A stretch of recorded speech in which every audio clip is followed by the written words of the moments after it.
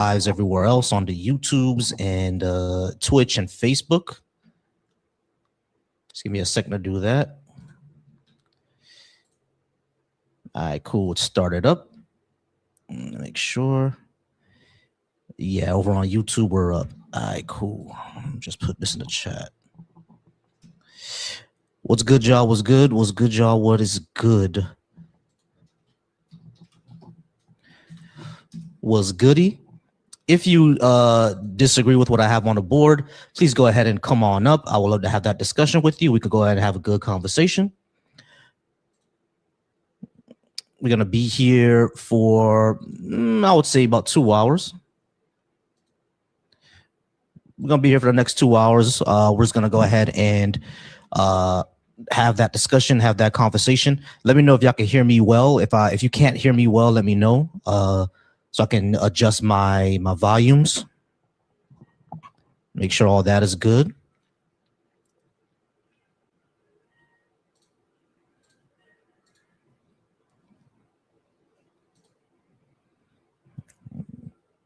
Let me adjust my volumes, make sure that's good. All right, cool. What's good, y'all? Yeah, start liking the live, y'all. I do appreciate y'all for joining today, liking the live today. And once again, if you would like to join, if you would like to come up and have that conversation, definitely go ahead and come on up. Definitely go ahead and come on up if you'd like to come and join in on the conversation. Next week, I'm going to have the phone line back.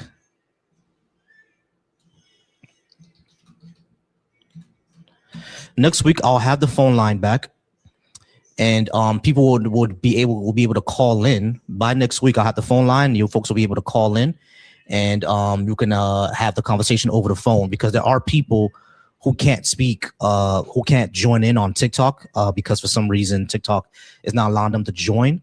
But next week I'll have the call-in number, and that should solve that. That should definitely solve that with the call-in number. All right, y'all. So yeah, tap that screen. Hey, we already had 1,000 likes. I appreciate that. I appreciate y'all being getting me to 1,000 likes very, very early. For tapping that screen, and for let's just wait up for an opponent to come up. Once those opponents come up, we'll go ahead and start the conversations.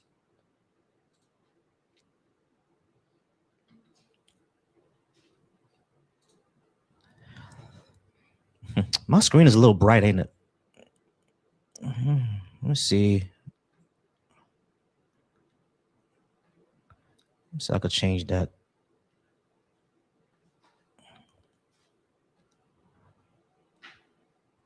There we go. I think that's a little better. Yeah, my screen was a little bright. Yeah, right. Well, it's because the way my desk sits, the windows are right behind me. You know what I mean? So like the sun is coming through. I have all the blinds closed, but the sun is still coming in, so it's still bright behind me. That's probably why. All right. So we already have someone complaining in the comments. User, you go ahead and come on up and actually talk to me about that instead of complaining in the comments.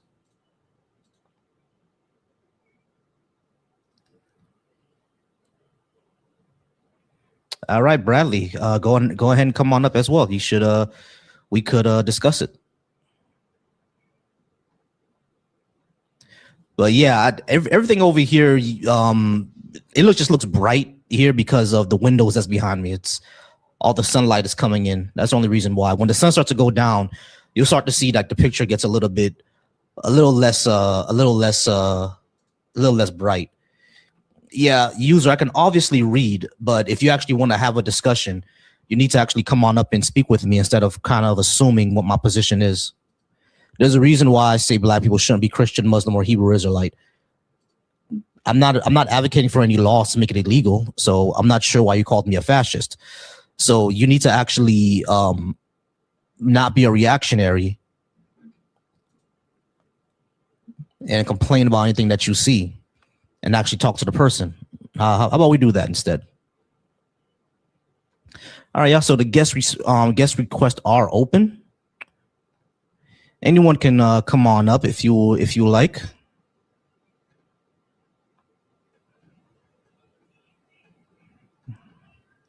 All right, right now I'm on auto accept, so anybody can come on up.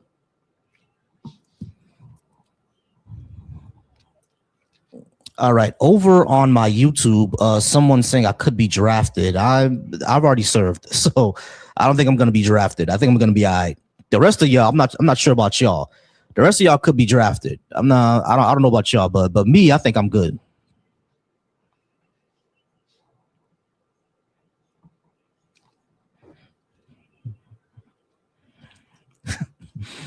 Yeah, Sam's, that's always a thing.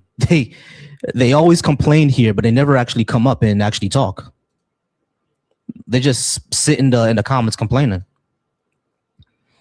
They send the comments and crash out for like 10, 20 minutes or close to an hour and don't actually come up and actually speak to anyone. You know what I mean? Just crash out in the comments, I guess.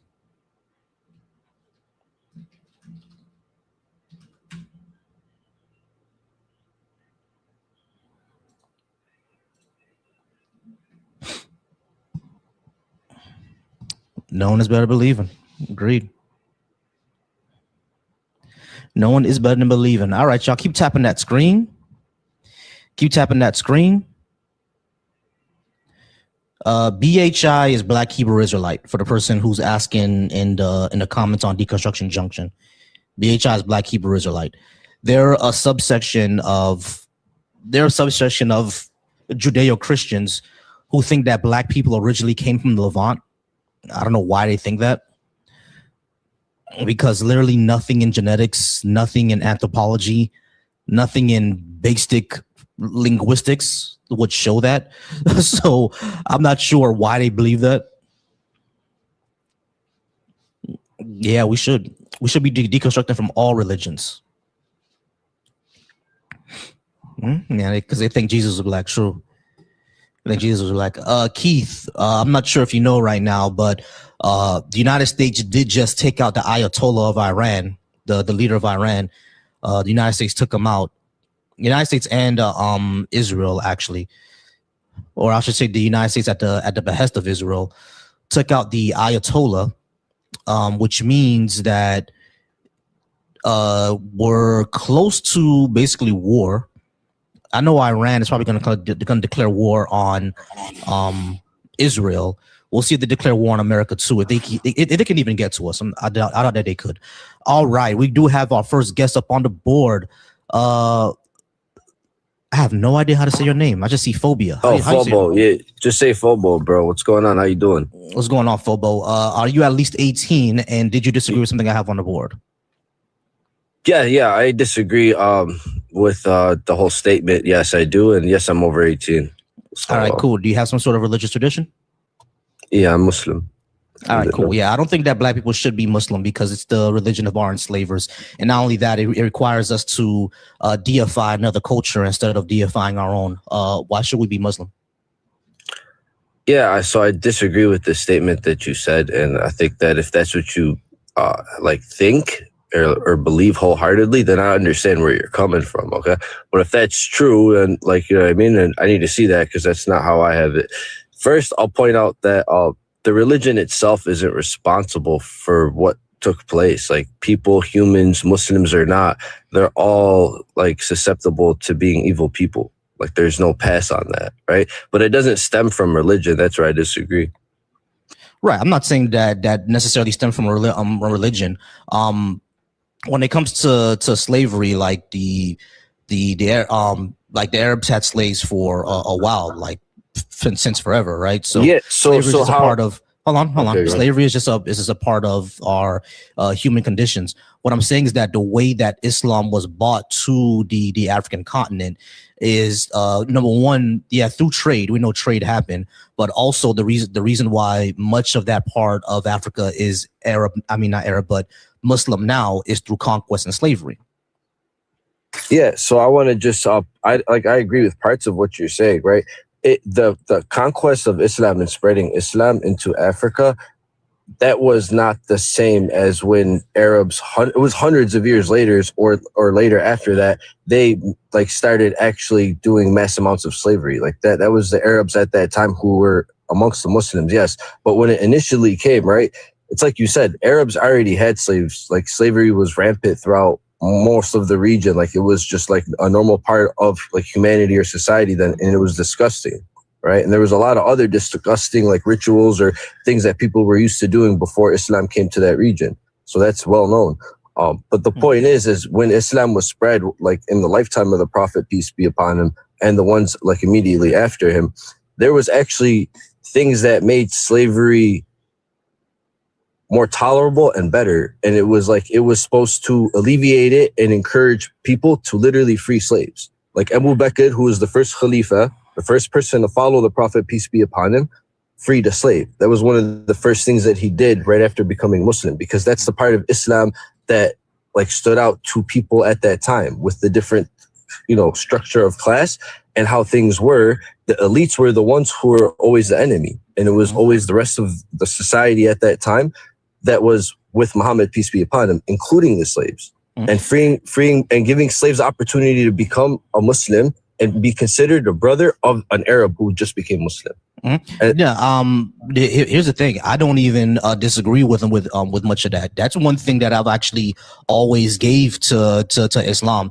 At least when it came to Christianity, they just said to enslave people and nothing else. When it came to Islam, they actually did write rules in order to make slavery less harsh, in order to eventually free them. That actually is in the Quran. You know what I'm saying? So like that part is I agree there, right? However, the people who enslaved us, the most horrific slave trade that happened, that was possibly even more horrific than the Atlantic slave trade, was the Arabic slave trade. And that's how much of Islam actually permeated through the continent of Africa. And not only that, when you become a Muslim, you have to deify another culture instead of being within your own. You have to give up all your spiritual heritage in order to be a Muslim. And I don't think we should do that. Okay, I don't think you have to give up all of your heritage or culture that you come from. In terms of spiritual, then if you believe in something else and you become Muslim, no matter what, you're becoming Muslim, and that's just like what it is. But like you said, you said that Islam was spreading through Africa, and that's not how Islam was spread through Africa. That's how these Arabs at that time, when you're talking about the Arab slave trade, which again is hundreds of years after the Prophet, peace be upon him. It's not at his time. Right. Yeah, it's about conquer and greedy men. Like their intentions weren't to spread the religion at all. That's not what was going on. Right. No, I get that part. Right. That their intention was not to spread the religion. Their intention was to get slaves. I get that part. But I'm saying that's evil. That's evil. But I'm saying that's the way that Islam spread through much of the continent. It was through that conquest. And if that's the case, then I don't think we should be the religion of our enslavers. Nor do I don't think we should give up our spiritual heritage to deify another culture. I don't see a reason for us to do that. I mean, I guess in the sense of like a Muslim or Christian, like they would respond to that by saying salvation is the reason why you would become either of those. It's not even about appealing to any Arabs who did the wrong in the past or any Arabs right now, right? It's about that relationship with you and God and salvation. Okay, cool. Why is the salvation that your culture came up with superior to mine that doesn't really have a concept of salvation? Well, I mean, for one, right, based on everything that I know about Islam and what I believe in, those people who were behind the slave trade at that time, they should be judged and held accountable for that on the day of judgment and not see heaven. Like, and Allah knows the best what's going to happen, but at the end of the day, like people will, have to face the consequences. No, I'm talking about that part. What I'm trying to say is that the salvation concept that culture came up with, why is that the truth? And what my ancestors did, why is that false? Because like that's what religions are. It's basically deifications of culture. So why should I deify a foreigner's culture over my own? Because okay, so like from what we believe, right, it's just like at the time when Islam came, humanity was at a really low point and knowledge wasn't there like it was in the past. And that was around the world. This guy's got an echo if you can mute him. Yeah, give me a second. This guy's got an echo.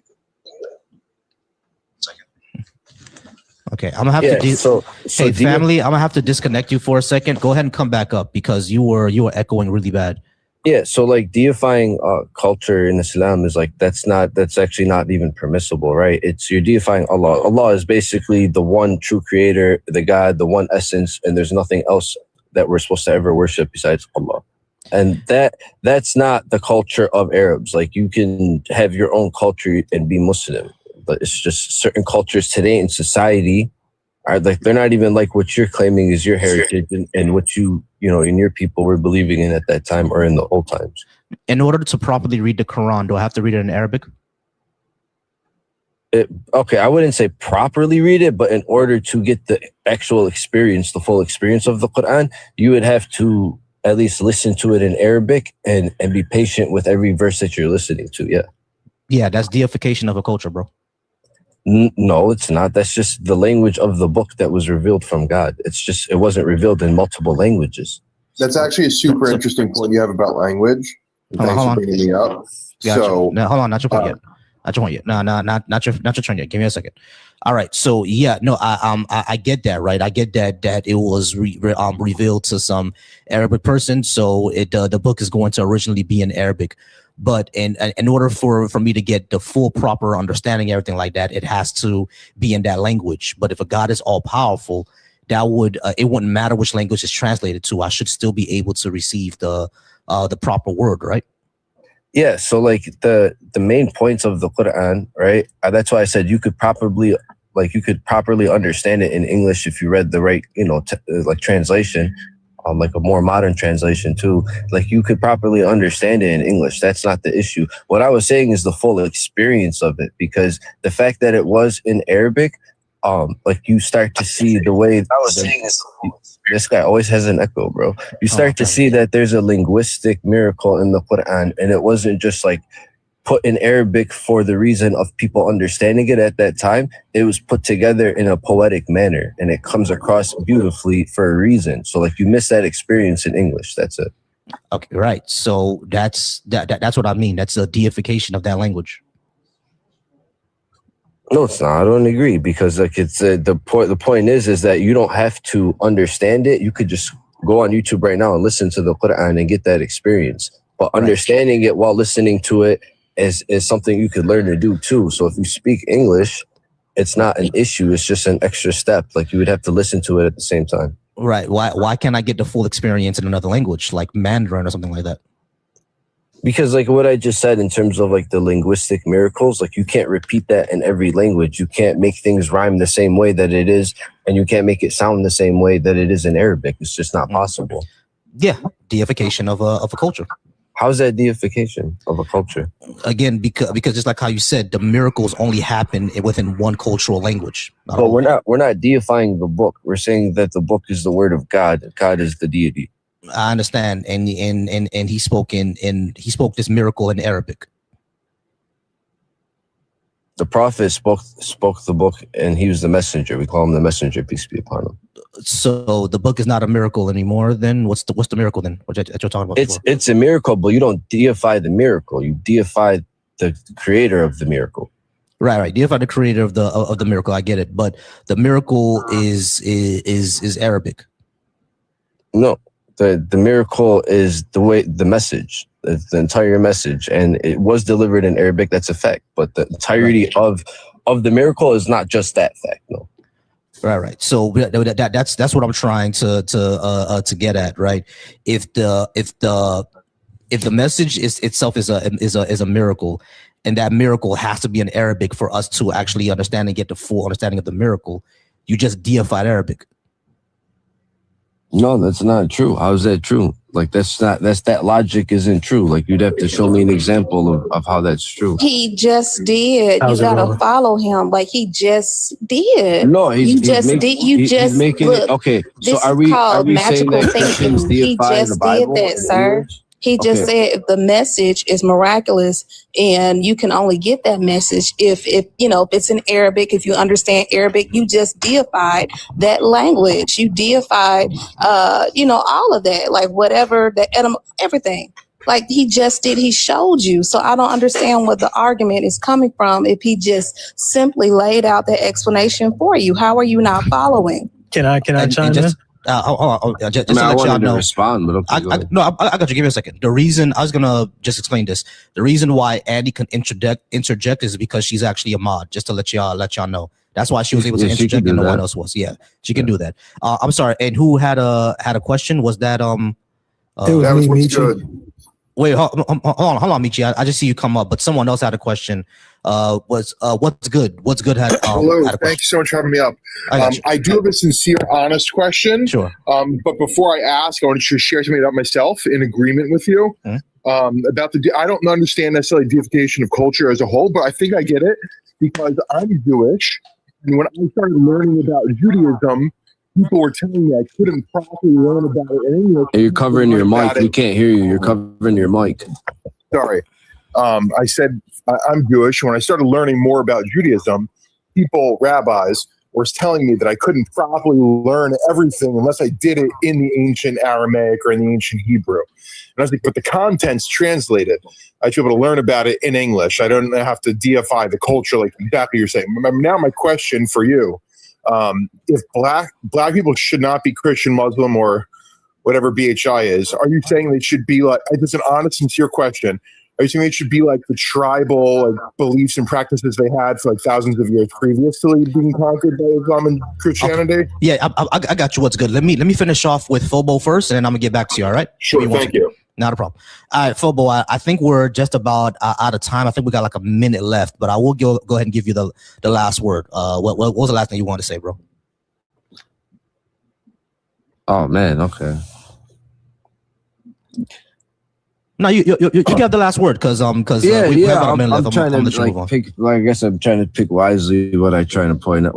Okay, so at the end of the day, deifying a culture and a language is not what Islam is about. If you read the Quran in English, you wouldn't need to get that experience in Arabic, like I'm saying, to understand that point. You'd understand that it's beyond the language, it's beyond Arabs, it's beyond everything. It's God, and it's all for all of humanity. Like when you read the Quran, it's not speaking to just Arabs. It's all right, cool. So what's good? How's it going now? You said that you're Jewish, you're over 18, and you just wanted to know that. Do you think that I think African descendant people should go back to their original African traditional religions? Because I know like in the Middle East, not to drag you off topic here, but like before Islam took over Iran, it used to be like a very strong Persian culture. So like world religions have conquered and spread throughout history, where different cultures used to exist throughout like the Middle East and Africa. Cool. Yeah. So yeah, I do think that. Well, I think humanity as a whole, I'll say this, number one, humanity as a whole should move past religion. I would say that. But number two, if we are going to have a spiritual tradition, I think as African descendant people, we should go back to the ones that are culturally relevant to us, which were the ones that we had before we were Christian and Muslim. Because if you look at, what Black church does, the entire praise dancing, praying in a circle, catching the Holy Ghost, all that came from African traditions. So we've kept up a lot of it, right? We just should go back to it. We don't need these foreign interpretations of spirituality in order to have, either a religious tradition or a spiritual release, et cetera, et cetera. You see what I'm saying? I hear that loud and clear, and I agree with you for your belief and perspective. Mm-hmm. Being Jewish, like my culture doesn't proselytize or try to convert other people. So like we just kind of keep to ourselves. We've always been very insular. Like we don't like try to go out and like conquer civilizations by getting everyone to become Jewish. It's never been done in history. But where Christianity and Islam truly did take over the world by the sword, I can understand I disagree. The feelings where you're saying that like where people may, I don't want to call them witch doctors, but where spirituality and history and legend and belief they had They certainly should be entitled to. But now we're talking, it's like 1,500 years later. There's no real, like, you're just a little bit muffled. You're muffled. Later. Yeah, you're a bit muffled. I'm not sure you can hear. Sorry. That. Yeah, all good. But yeah, I'm not sure if so I don't think you really disagree with me. What's good? I do want to go ahead and get to the discussion. You mind if I go ahead and move on to the next person? No, thanks for having me up. Hey, not a problem. I appreciate you. Go ahead and come on back anytime. All right, appreciate you. All right, guys. Annie, what's going on? I appreciate you being here, y'all. Annie is a mod. Go ahead and tell you to the people who you is, my Annie. I'm a figment of y'all's imagination. I'm not really here, but I'm here to support, in theory, to support Bossy in his live. We on this live, on other lives, but particularly on this live, is facts over any fairy tales. If you're going to contribute something, make sure you cite your sources. If it's just fanatical or unbelievable, make sure you cite your stories. We truly don't care, or I don't care about your opinion. I honor facts. So please come with that. No xenophobia. No, none of the isms, no racism, colorism, none of that. We are trying to have good dialogue, discuss things that are relevant to the topic. Don't center yourself. We are trying to discuss things that are relevant to the topic. And the topic is Black people should not be Christian, Muslim, or Black Hebrew Israelites. All right. I do appreciate that, Annie. And just to let y'all know, I am Volsy Thoughts. You can follow me on Instagram and Threads and on YouTube, Volsy Thoughts. Shout out to everybody who's watching me on the Volsy Thoughts YouTube right now. My mods, why because of weed, and Resist. That's such a funny name. Why because of weed. All right, and Resist. I appreciate y'all for modding up right now. Over on the Deconstruction Junction, shout out to y'all. I appreciate y'all for being there.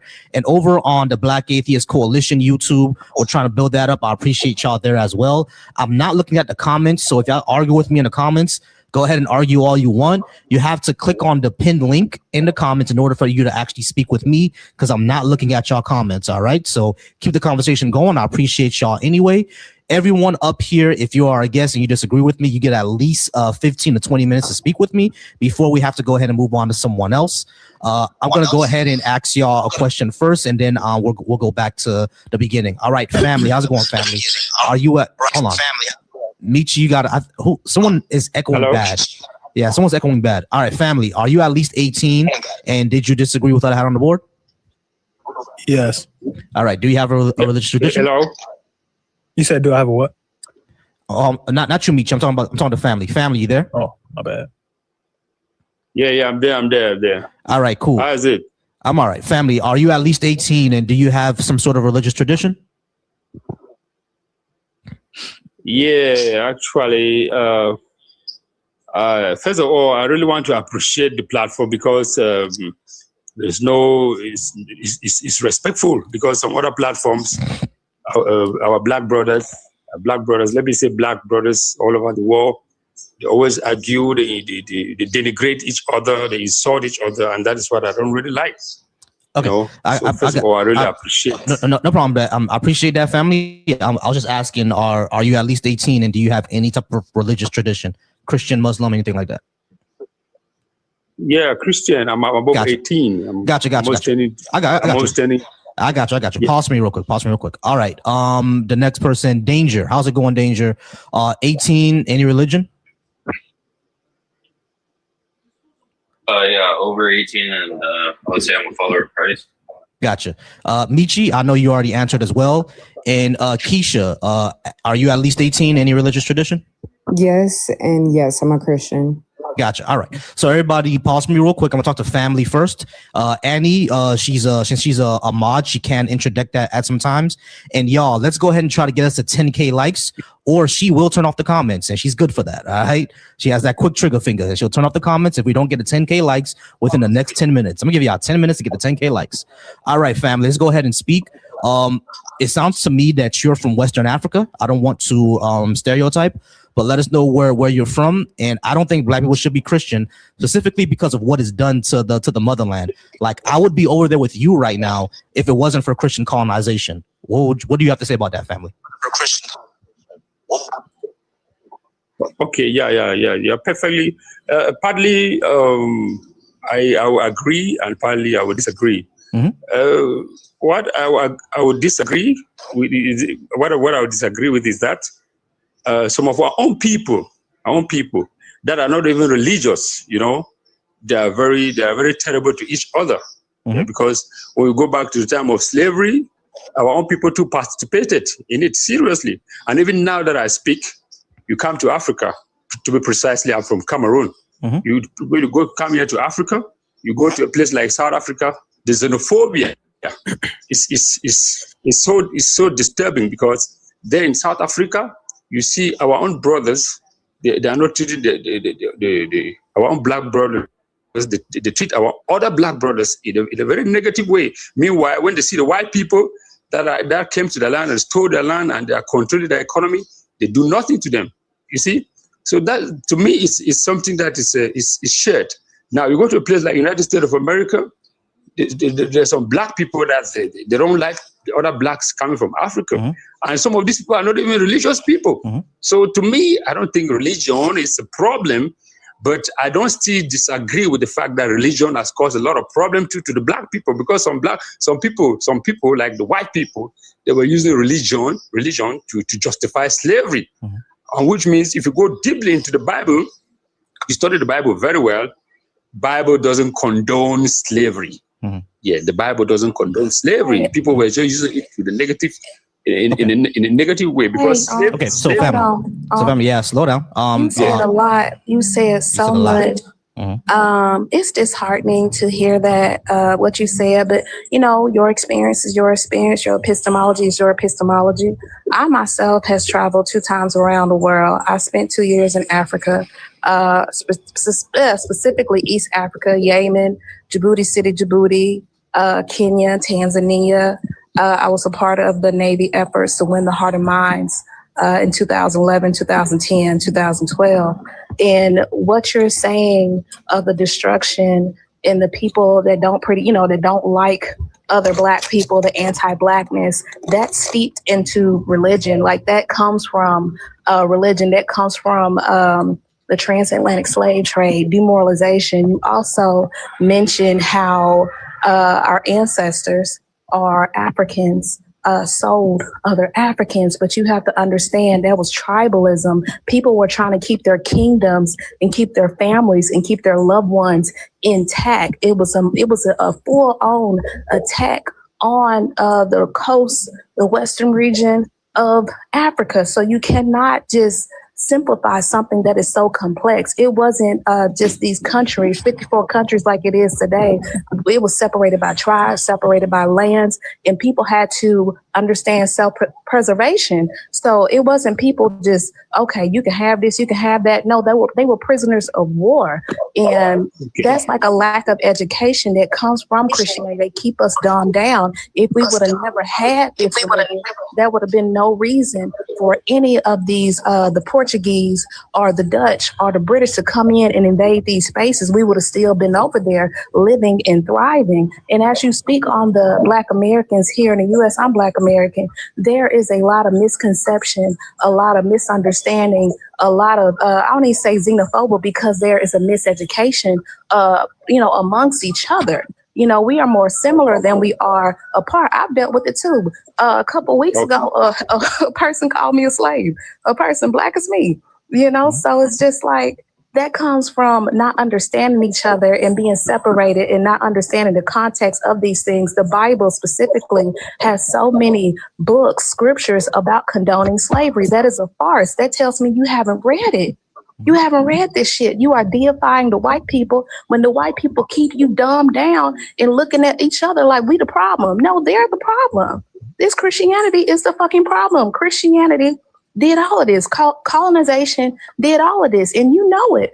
With the scramble for Africa, they came in, they sent in missionaries first to demoralize the practice and the traditions of the people. And then when that didn't work, they sent in their guns. You know what I'm saying? So I know this. Yeah, right. So hold on, let me just so family, hold on. Sorry. Yeah, I got you. All right. So there are 2 main points that you had, that people who aren't religions are also dickheads. which I don't think anybody disagrees with. Yeah, you're right.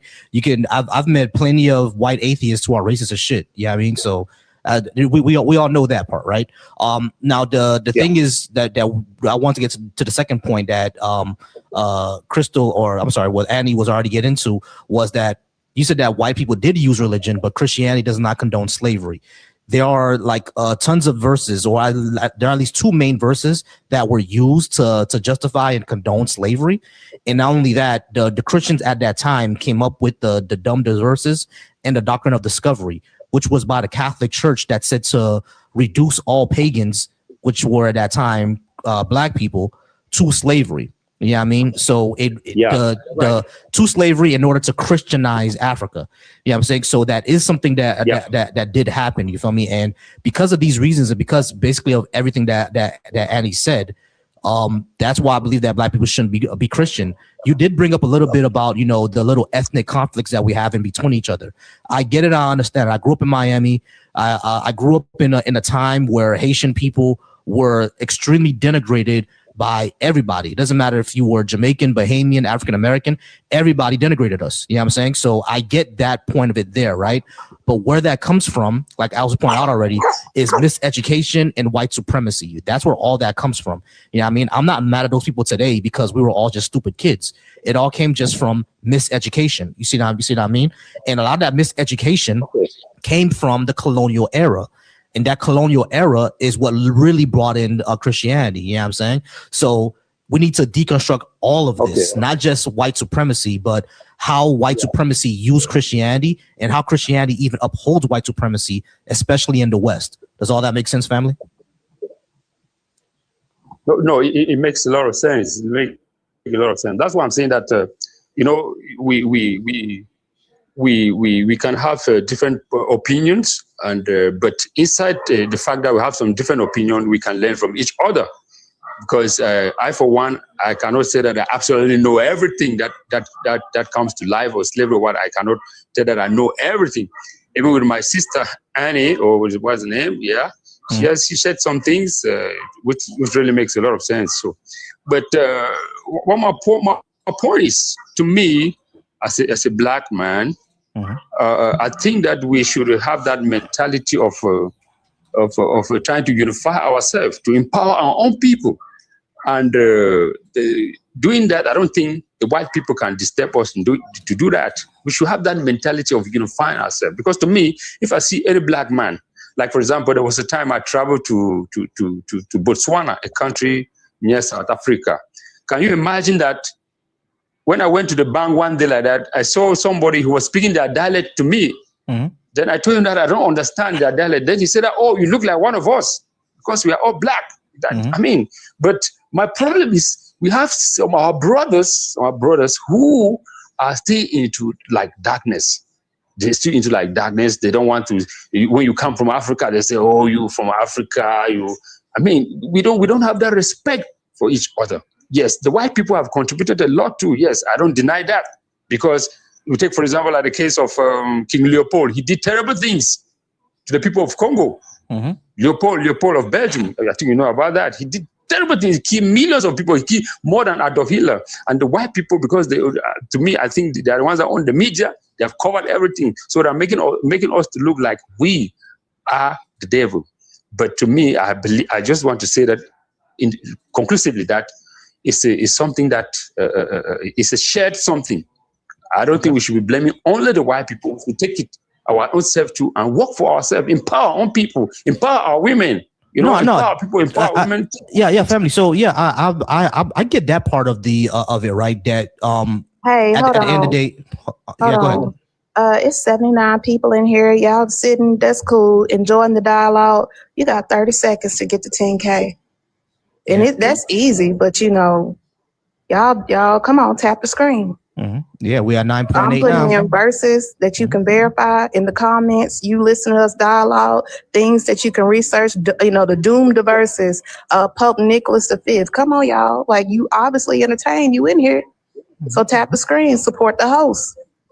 Yeah, I appreciate that. Thank you ain't so gotta much. support me. I'm AI. I'm a figment of y'all imaginations.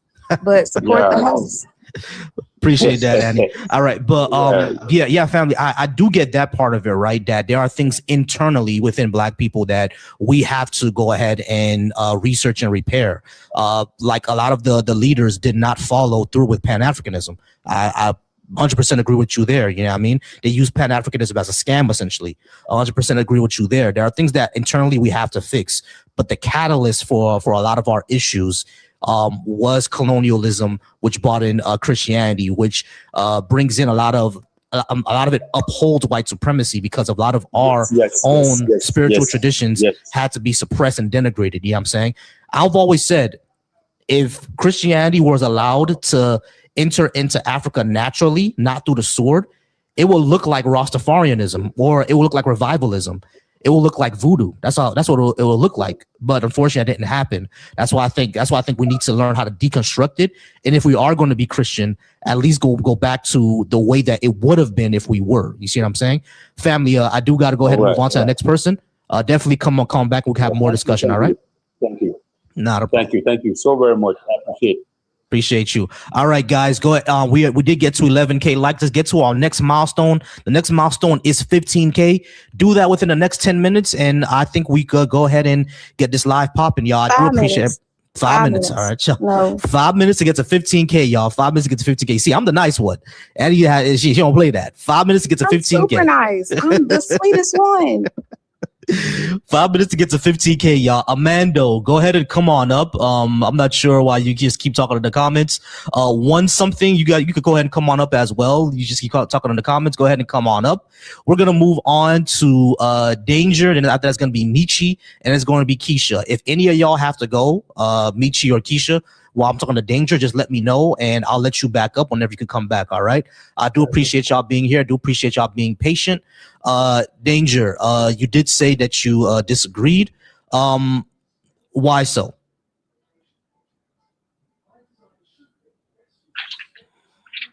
Yeah, just actually, I wanted to ask a question. What does BHI stand for?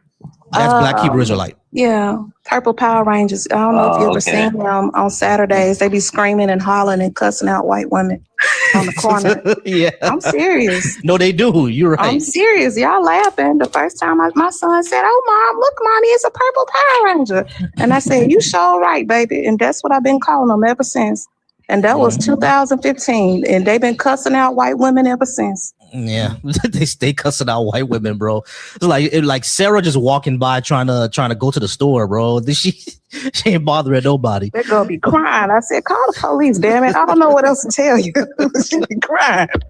Come on, Karen, do your stuff. I know you got it in you, but no, they be reducing them to tears. Yeah, man, just doing the most. But all right, Danger, why did you disagree that Black people should not be Christian, Muslim, or Hebrew Israelite?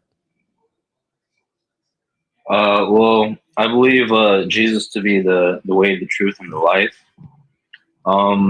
I just wanted to share my testimony, kind of, to why I believe.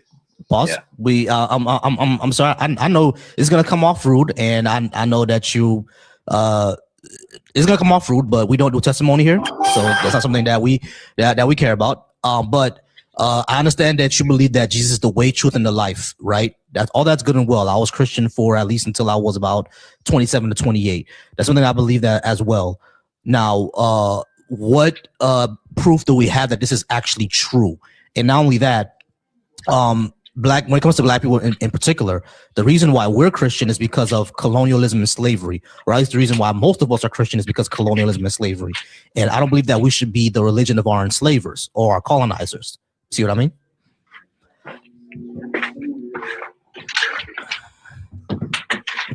You there, Danger? What about those who went into Christianity free willingly? Like who? There's plenty of African Christians. Yeah, there are plenty of African Christians, but Africa became Christianized due to colonialism. It wasn't some free thing that they just did. Those who did do it like freely, like for example, the kings of Ethiopia or the kings of the Congo. The kings of the Congo just did it to have trade with the Portuguese. They didn't really care about that shit like that. Yeah, I mean, the kings of Nubia, same thing. They did to have trade with the Greeks and the Romans. They didn't really care about that shit like that. You know what I mean? It was the same thing with the kings of Mali. The Mali Empire was technically a Muslim empire, but Arab explorers who went over to Mali, they all saw that these people were doing they were still doing their traditional practices.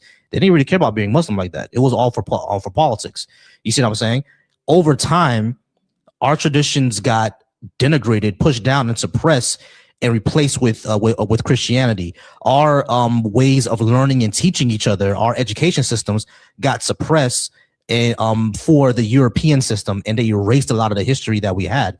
To this day, you'll meet some people who are from Ghana who have no idea what existed before colonialism. They come over to America and then they learn about all the things that existed before colonialism. They really think that Europeans are the ones who bought universities and have no idea that they had universities before the Europeans came. You see what I'm saying? So these are all the things that affected us through colonization and Christianization of sub-Saharan Africa. Make sense?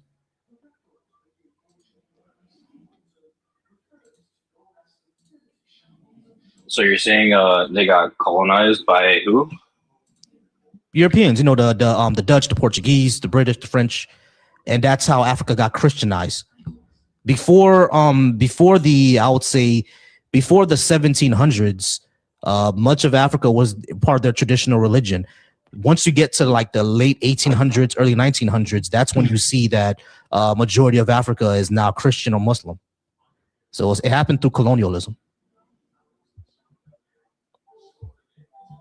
But if they don't believe, why wouldn't they revert back? What do you mean? To their original beliefs. Why who didn't revert back? No, the Africans now that are there now, they do genuinely believe it. What I'm saying is that the reason why they came from the colonial era. It came from the scramble of Africa. The scramble for Africa happened around the 1800s. Before that, the majority of Africa was their traditional religion. During the scramble for Africa, you start to see Christianity and Islam be more prominent. And then by the early 20th century, basically all of sub-Saharan Africa is Christian. And he's just talking about the continent.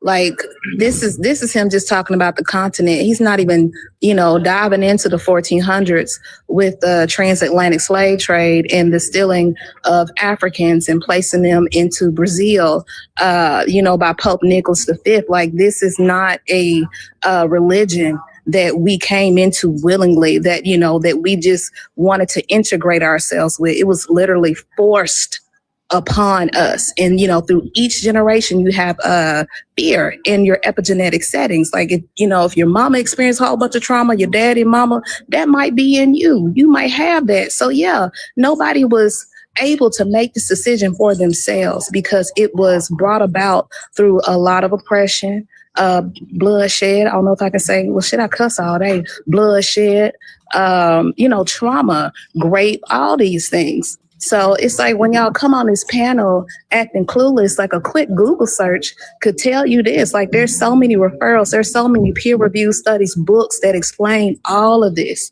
that went on. If you were genuinely interested, this wasn't brought. This religion is, for once, it's it's mythology, it's a fairy tale, but it's dangerous. It's still dangerous. The big orange fat bastard in office got us in the war. This is a pro-life party. Got rid of 50 elementary school little girls. You know what I'm saying? Like, but he's a Christian. You know what I'm saying? Like, this shit is dangerous. Like, this doctrine is weird. It's conquering, oppressive. You better do what I tell you to do. I'm gonna come in and take your stuff. That shit's still going on today. Y'all act willfully obtuse. Trump is not a fucking atheist. That man is a Christian. Yeah, Trump is definitely a Christian. But yeah, Danger. Does all that make sense?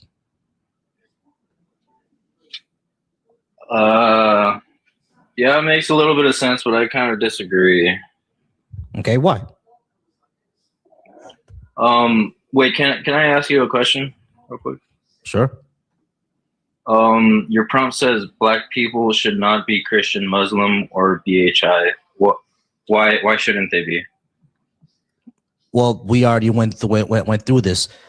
Christianity and Islam are the religion of our enslavers and our colonizers. I don't think we should be the religion of our slavers and our colonizers. Christianity upholds white supremacy, especially in Africa, even here in America and in the Caribbean. Islam, the Arabic slave trade, is probably the most horrific slave trade that there is. And for Black Hebrew Israelite, it's just stupid. We're not from the Levant. We're not Hebrew. We're Western African. And it inadvertently upholds white supremacy itself. So we shouldn't be any of those things. So what do you believe in, or what do you think Black people should believe in? I think if we should go down two different paths. Number one, if we accept any religion or any spiritual tradition, we should go back to our ancient traditions, the ones that we had before colonialism, because they're more culturally relevant and they're it doesn't denigrate our spiritual heritage, our spiritual cult, our cultural heritage, our spirituality, etc. So we should go back to those. Number two, I don't think we necessarily have to be any religion. We need to, humanity as a whole, in my opinion, needs to move past religion.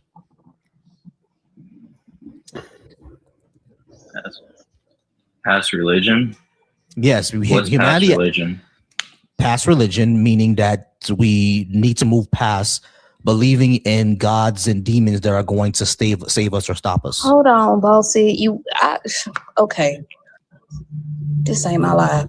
You spent a long time explaining this, and he still act like he has a lot of, I don't know, like he has a lack of comprehension skills, or I don't know if this is, I don't know if he has the spoons. Wait, so why don't you guys accept testimonies?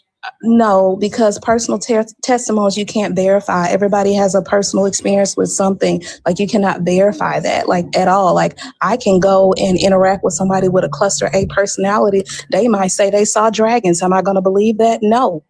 They're suffering from psychosis. No. Like we need something that's tangible.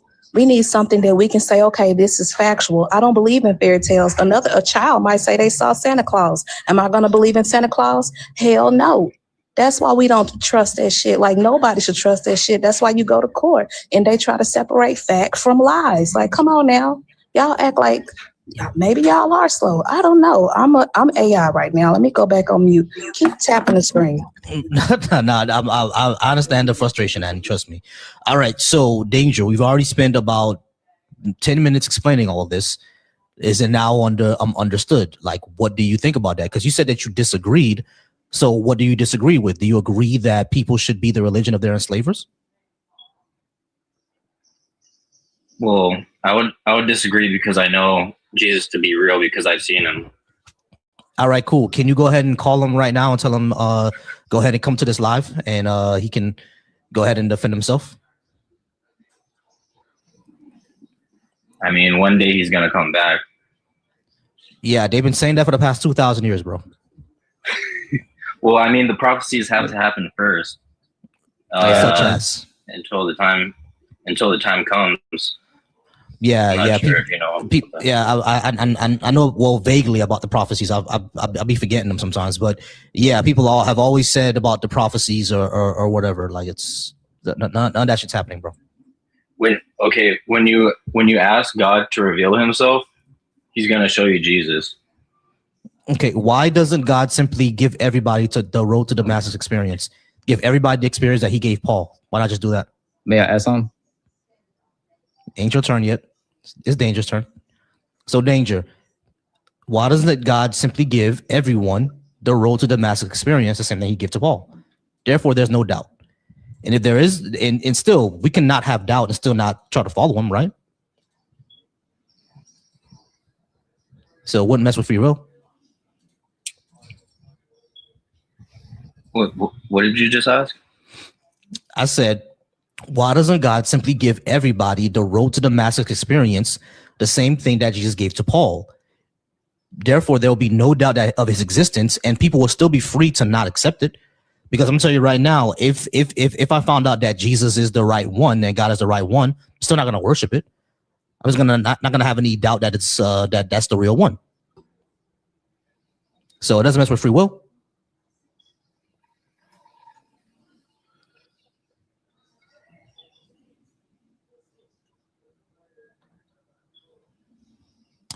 All right, I think we're gonna go ahead and move on. All right, y'all. I appreciate everybody being here. We're almost to 15K likes. Hey, it's about to be 5 minutes, and Andy's gonna turn off those comments. If we don't get to those that 15K, it's right there. We're at the cusp. So go ahead and tap that screen in order for us to get us there. We also have a gift goal. I'm gonna go ahead and pin that to the screen. I have a gift goal. If you would like to support me, I'm trying to go ahead and get on. So go ahead and support me, y'all. Shout out to everybody who's watching me over on the Volsy Thoughts YouTube channel. Shout out to my mod Libra, my mod Y Weed, and my mod Resist. You guys are amazing. Shout out to everybody who's watching me over on the Deconstruction Junction. Y'all amazing. I appreciate y'all. And over on the Black Atheist Coalition, once again, I'm not reading the comments, y'all. So hit that link, and then you could join that way because I'm not going to be able to see what y'all are saying. Michi, how's it going, Michi? You did say that you were at least 18, and you disagreed with what I had on the board. And you said you were a Christian as well, correct? No, I spoke to you yesterday. I'm Muslim. Oh, you're Muslim. My bad. All right, cool. Yeah, I don't believe that Black people should be Muslim either. Why do you think we should? I think we should because Islam gives people a sense of that there's a creator, and I think in the community that's very important. So he's give a sense of that there's a creator. Islam gives people that there's a creator. It gives people a sense that there's a creator out there, and that it gives us legislation on how we should act amongst each other. Why is the sense that there's a creator, why is that important? Because when you know that you have to answer for the things that you do on earth, you move differently. Like, for example, I'm from Chicago, and there's a lot of killing, and when you listen to the music, all they're talking about it. Oh, I'm sorry, unaliving for TikTok purposes. I have a small question. You said you're a Muslim? Yes. What? Okay. Can I before you go? Can I get your spiritual? Like, what's your spiritual background before we go further? I'm an atheist. Oh, I'm an atheist. I'm not talking. Okay. You talking to me? Oh, I was talking to you at first, Annie. Yeah. Oh well. First and foremost, I am AI. I'm a figment of your imagination, but I don't believe in that. Like, I don't believe in that. I'm an atheist. I have an absence of belief. I know that shit is fairy tale. And the doctrines in the canon that y'all align yourselves with, they embody and they champion for child great sacrifice, everything. So when y'all come up here lying, saying, or not even lying, you could be, think that this is true. Do you have an example? This doctrine. Yeah, you're a Muslim. From the Quran, do you have an example? Yes, like from the Quran. Do you have a verse? I don't even need a verse. Who is Aisha in the Quran? Like, what, tell me about this story. Like, who is Aisha? How old was she? That's Muhammad's wife, but she's not even mentioned. Okay, but how old was she? The marriage was consummated at 6. How old was she? Can I finish this? Can I finish? You said the marriage was consummated when? At 6, and it was okay, the marriage. Yeah. They got married at 6, and the marriage was consummated at 9. At 9. Okay, so you believe in PDF? No, I don't. So why This is the thing. This is the thing. What's the thing? See, in 2020, listen, you're not letting me finish, man. Everybody pause. Michi, I want to go ahead and go back to the first thing you were talking about, right? Because you said it gives people a sense of that there's a creator, and if there is a sense of creator, you'll answer for things that you do in this world. I don't think that's necessary, right? Because I don't believe there's a creator, and I'm still responsible, and I still don't want to hurt anybody else, right? The sense of not wanting to hurt anybody else comes from empathy. The people who do go out and hurt other people, they lack empathy. That's the reason why they do it, because they're conditioned to. Like, for example, you're from Chicago. I'm from Miami. I've dealt with gangs and everything like that as well, right? The reason why these gang members don't really care about, shooting anybody else, shooting baby mamas and stuff like that is because, again, they lack empathy. They don't see those people as human. You see what I'm saying? If you listen to how these people speak, they speak about it like it's a video game, like it's that they're on GTA. They talk about racking up bodies and getting stars and shit like that. That they lack empathy, and that's where it comes from. So I don't think that you need to believe in a God in order for you to have that. You just have to be educated and in a certain environment that encourages it. The second thing that I would say where Annie is coming from is that when Annie said that your religion allows or even condones child SA, she's talking about the fact that your prophet consummated a marriage with a 9-year-old. That's child SA. I understand that we're in 2026 now, and that was accepted back then. But at the end of the day, we can still look back at on the lens of history and see that what our ancient people were doing was horrific. You see what I'm saying? And an ancient man who's like 50, 60 years old consummating a marriage with a 9-year-old, we recoil at that. I don't give a fuck how. I don't give a fuck how long. Hold on, Meech. You know you can't. Shut up. I don't give a damn how long ago it is. You still abiding by a book that condones child rape, child SA. The baby is not. Have you ever seen a 9-year-old little girl? She's playing with dolls like a 9-year-old little girl. It's the same 9-year-old little girl 2,000 years ago. That's like, we know that through human development and behavior. She's still playing with dolls. She's still skipping and doing, just living life, having fun. Have somebody go into her, your prophet Muhammad, the third and youngest wife, and acting like that's such a great thing. She was 6 when they got married, and she was 9 when they consummated the marriage. This shit's disgusting, and you want somebody to abide by that shit, or it gives us rules to follow. You talking about the unalivings. Hell, if I've known a person, a 50-year-old man, 54-year-old man raped a 9-year-old girl, I'm gonna be one of the people who unaliving people. Like you said, like that shit's gross. It's disgusting. All right. That's crazy. I believe people like that should be unalive. Myself as well. All right, pause real quick, Michi. I'm gonna allow you to answer, Michi. I promise. Just give me a second. I need to go ahead. I got you. I'm gonna put the time on the clock for you because I don't want to take up too much of your time. All right. Before, not to cut you off, but I came here to talk to you because you're the person that I was speaking to yesterday. Mm-hmm. Annie, from what I'm getting at, is very disrespectful. She's not capable of having a mature dialogue. She is disrespectful, bitch. You like a child molester. She just called me you abide by a child molester. Gotcha. Pause. I got you. I sure did. I'm 28 years old, by the way. How old is she? Okay. I don't know. Tell you the truth. Like I've never asked because I was raised. I was raised. I'm fucking AI. You're not AI. I'm 2 years old, as far as you know. Everybody pause. You have no class. This is probably the most play you get. You gotta look at little girls. All right. You gotta look at little girls. That's why you mad. Twice my age, and you don't know how to act. You're twice my age. You are twice my age. Guys. That's why you mad. I can drop you. That's what I can do, bitch. Annie, give me one second. Give me one second. I'm sorry, y'all. Give me 1 second. Give me 1 second. All right. Yeah, tap the screen, y'all. I'm sorry. No, I'm not sorry. He a stinking ass bitch, but I ain't sorry. Tap the screen. Wait, y'all. Bitch. What are you talking about? You ain't got no class. Chill. Everybody chill. All right. I got you. No, I can drop your bitch ass. How about that? Go to the Annie, give me a second. Annie. I bet y'all can do that, bitch. Annie, give me a second. Annie, please, give me a second. Annie, about an elementary school Annie, you gotta get her under control. Annie, you stinking ass bitch. Ain't nobody get me under control. Y'all, chill. You ain't never seen no Annie, you're not acting like one. Y'all, chill. Acting like one. Girl, you talk about Prophet Muhammad fucking a 9-year-old. You stinking ass bitch. Can't nobody get me under control. No class. All right. You do not know how to act. You are. So everybody mute up real quick. You are probably 40 Everybody mute up real quick. It's sad.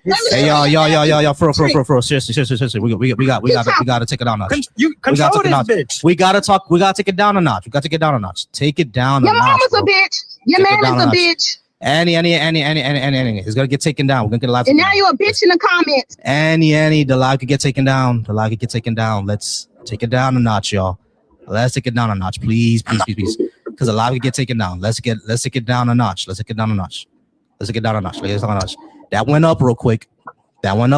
Let's bring it back down just a bit. All right. So, Meech, I understand that you were offended by being called a bitch. I got you. And he is very, very offended that you worship someone who had relations with a 9-year-old, right? So we're all very highly offended here. I'm highly offended by that as well, all right? I don't want to follow that. That's why it got to this stage, all right? But let's try to take it down a notch. All right?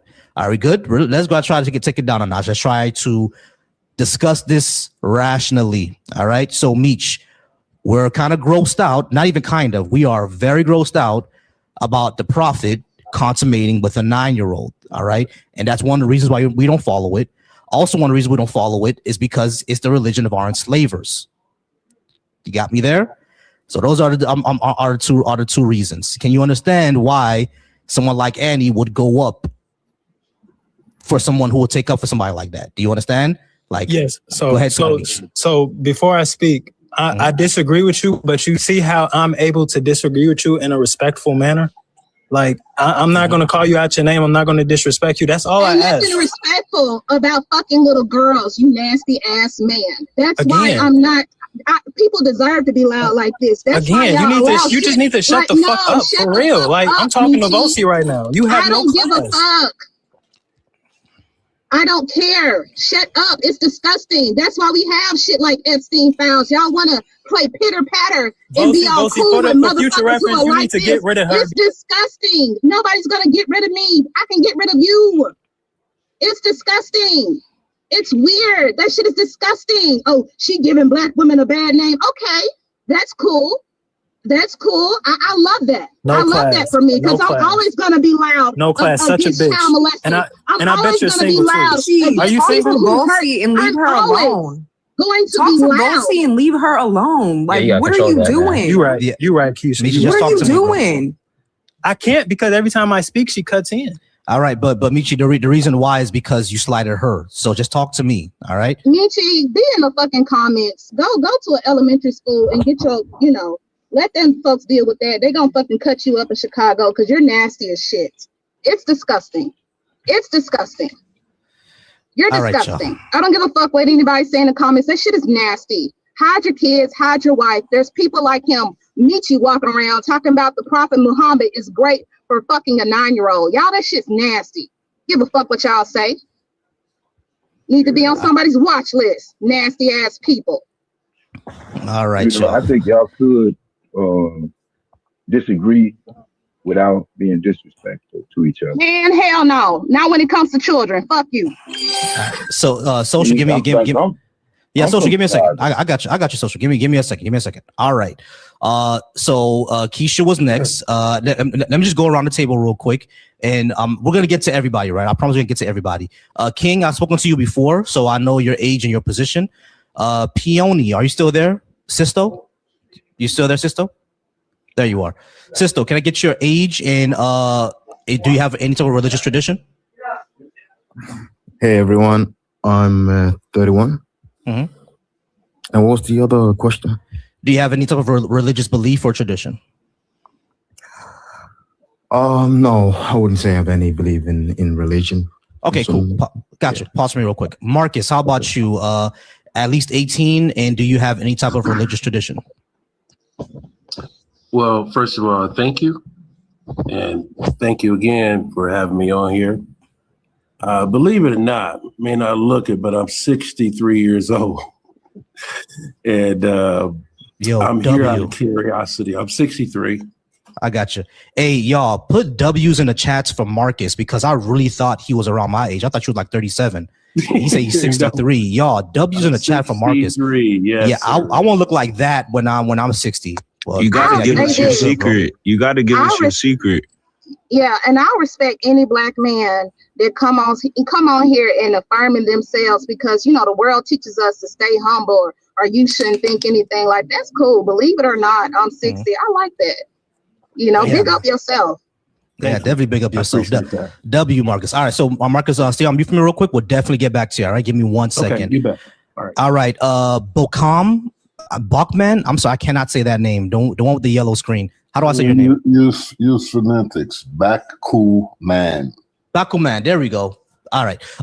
Age and do you have any type of religious tradition? I'm over 18 and I'm a deconstructed Christian. Gotcha. Appreciate it. Stay on mute for me real quick. Brad, how about you?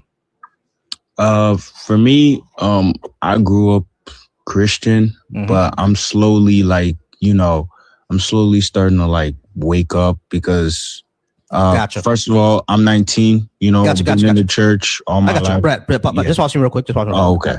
Cool. And social. You're the last one on the board. Are at least 18 and any type of religion? I'm 58 years old. I do not believe in religion. All right, cool. Gotcha. All right, guys. So really the only Christians that we have on board right now is Keisha and King. Let's not all try to jump them all at once. All right, so this would be both for Keisha and King. I'm gonna let both you guys speak since y'all are the only Christians right now.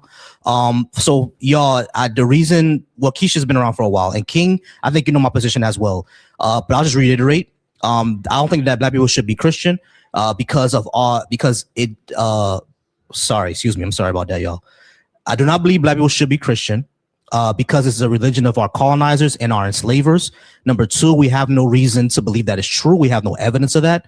And number three, it a lot of it upholds white supremacy, at least the way that it operates over here in our society in the West. So that's why I don't think so. So either Keisha or King can go ahead and respond to any of those points. You can, because you've been around for a while. Because I've been waiting for a minute, so let me go first, please. So I'm arguing from a Black liberation theology standpoint. I believe that while Christianity, yes, you're right, it was introduced to us by violent means.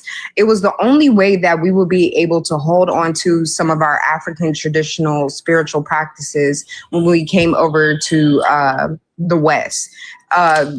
Christianity was the vehicle for us to still be able to communicate with our ancestors and still hold on to and retain our practices. Like, for example, when you look at voodoo or root work or Santeria, or Obia, like all these syncretized religions and belief systems, it allowed for us to be able to hold on to these things like the Gullah Geechee people and how they do like ring shouts, right? That's something that's always been done in West Africa and Central Africa. And it just traveled with us in the United States. They're calling on a different God, a different people, but it's all the same. Okay. Yeah, I actually have no beef with Black liberation theology. That's actually my favorite form of Christianity. And like I've always said, if Christianity was allowed to take root into Africa like naturally, it will look like Rastafarianism, revivalism, or even Black liberation theology. So like I don't have any beef with that, right? The only thing that I would say is that you are correct that was used as a way for like maybe survival, to keep the Christian traditions alive. Basically, for survival, you had to synchronize a lot. But then if that's the case, we have voodoo and Obia, just like how you said, which are synchronized. So does Black liberation theology still look like that? Or is it still Jesus as our Lord and personal Savior?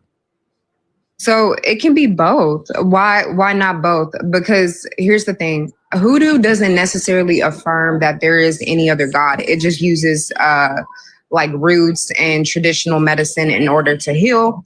So it's not a thing of like, oh, you're serving two masters or you're wayward or whatever. So my whole argument is that atheism, Black people just straight up rejecting God, would not have allowed for us to retain our religious practices. So I believe that Christianity and also Islam, because Islam does have some derivatives.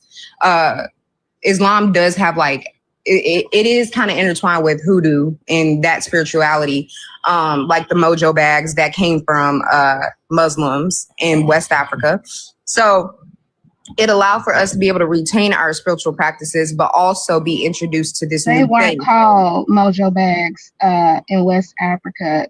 That wasn't there. I disagree with what you're saying wholeheartedly, and I'm going to say this, because if it wasn't for Christianity being forced on our ancestry, we could still retain our spiritual practices in our collective homelands. Like we had to implement syncretism because we had to worship and practice and try to retain some of our ancestral practices in secret, because if we did it out loud, we would be beheaded or something would happen to us. We would have our tongues cut out. So Christianity didn't save us from shit. It kept us in fear. Even today, Obia, I don't know how to pronounce it, in Jamaica, is still outlawed. It's against the law. So those people can't even practice what the fuck they what they practice, what their ancestry practice, because it's against the law. In the United States, we couldn't even have a drum because that would evoke so much just activity, whatever, joy. Like we couldn't even have a drum. We had to try to figure out different ways to still implement our cultural practices. And please, I mean, I kind of get offended when people speak on hoodoo, even the name Annie Christmas, that is a hoodoo character that a lot of people don't fucking know. So because hoodoo at one time, it was looked at as backward. I'm from Mojo City. That's my birthplace, Mississippi, Memphis. Like a lot of people don't know, Memphis was the place people used to come and get couriers, come and get all sorts of things. Even MLK, when he was unalive, he had his mojo bag on him. They had so many spiritual practices. A lot of people don't know that because that culture, that history was shunned. It was banned. It was looked at like it was not God, like it was disgusting. So hell no, like this God of the Bible ain't shit to black people. Ain't did a motherfucking thing for black people. And then when y'all say these things, it's not historically accurate. It doesn't even make sense. Hoodoo, Christianity can't be our savior and also our poison. It can't be the antidote. No, we had to, but it was forced onto us. Anything that is forced onto you through rape, oppression, if you don't believe in this, I want you, and this is another thing a lot of people don't know about enslavement. I want you to put your child, bury your child to where only his head stick out, and I'm gonna kick your fucking child's head, unless you want to believe in this. Annie, I want to reply, but I have ADHD, so you gotta. Yeah, I'm gonna go on mute, but it's like when people talk about certain things, I'm like, no, that's false. Like I don't believe in. Yeah, that's fine. You read misinformation, but I want to reply to some stuff you said earlier. You were talking about there are literally black liberationists. There are people who use Christianity as means to free our people. Like for example, Harriet Tubman, when she was having her spells, when she was going. Harriet Tubman was indoctrinated. Give me one second. About hoodoo. I come from a hoodooist family. I know about hoodoo. Annie, I hear you. Let me get my points out though. Like, and then you look at Nat Turner and all of these people who use Christianity as a means of liberation and to free ourselves. It's not necessarily all bad. That's what I'm trying to say. We have used whatever we've been given. We've used the master's tools for our liberation. Too. That's what I don't like. It's the language given. So Keisha, hold on. Give me a second, Annie. So Keisha, I actually don't disagree with that, right? I do know that when it comes to people like Nat Turner, even Toussaint, because Toussaint was a exactly. He was a Catholic. So I do understand that point, right? The only thing that I would say is number one, I don't think it's necessary for us to use that. And of course, I think you would agree with that too. It's not necessary for us. But I think my main issue when it comes to Christianity is that we cannot show this to be true. You know what I mean? And not only that, it's a foreign concept. It's completely foreign to us. Christianity didn't come from Africa, our ancestors or anything like that. So why deify another culture and not still keep our own? We don't need Jesus in order for us to have liberation. All right. Now I understand that we can use it. There's verses in the Bible that do use it, but like it's one of those things where like it's a whole foreign concept, the whole foreign culture that we're using to deify as our savior, and I don't see the reason for us to do that. Like, you see where I'm coming from, Keisha? Yeah, well, see, I 100% agree with you. I'm about to drop because I got stuff I gotta go do. But we'll see, I 100% agree with you. But we've accepted so many other ways of thinking and ways of traditions from the Europeans. I don't see why, in particular, we sit up here and we vilify Christianity. When if you read the Bible as it's written, yes, the God of the Bible is like vengeful, wrathful, and all these other things. But then you look at like certain books like Proverbs, Psalms, and different things, and these have so much wisdom and so much knowledge and can give people so many sources of inspiration. So I do not believe, Bolsey, while I understand 100% where you and Annie is coming from, I do not believe that Christianity is all bad, and I believe that people can use it for inspiration. But yeah, that's all I want to say. I have a question, Keisha. No, hold on. I want you to tell your Christian counterparts, the Triple K, that please go to them and tell them that. Go to the Capitol in Washington and tell that fat orange bastard that's talking about sacrificing people's kids and he's a Christian and shit. Go tell that motherfucker that. Don't Trump tell never us that. identified Don't tell as us. No, Christian. please. Okay, well, the people who believe in the Bible, go tell the Triple K that. They like to bomb churches and schools, and the first time I saw Triple K was in 1995. No, go ahead, go you tell really them think that, they baby. Christian? Don't tell us. You think they gonna see heaven? You think they gonna see heaven? It's not real. It's not, none of that shit is real. That's the thing. That shit ain't real. That's what y'all fucking mind is so warped. One thing I want to say, real. I agree with you. Annie, why are you it's so not mad? real, but Annie, go why are sit. you It's not, sitting and I up? have a lot to be mad about, baby. I got a lot to be mad about. Too much. Everybody pause. Too much at the same time. All right, so I'm Marcus has something to say. Keisha, I got you. Only last thing I would say is that I do agree that Psalms and Proverbs, all that can still be used. I've even as an atheist, right, when I see that my sister is down having a hard time in college because she's in a master's program for dentistry, like when she's having a hard time, I even call her up and say, hey, remember David and Goliath?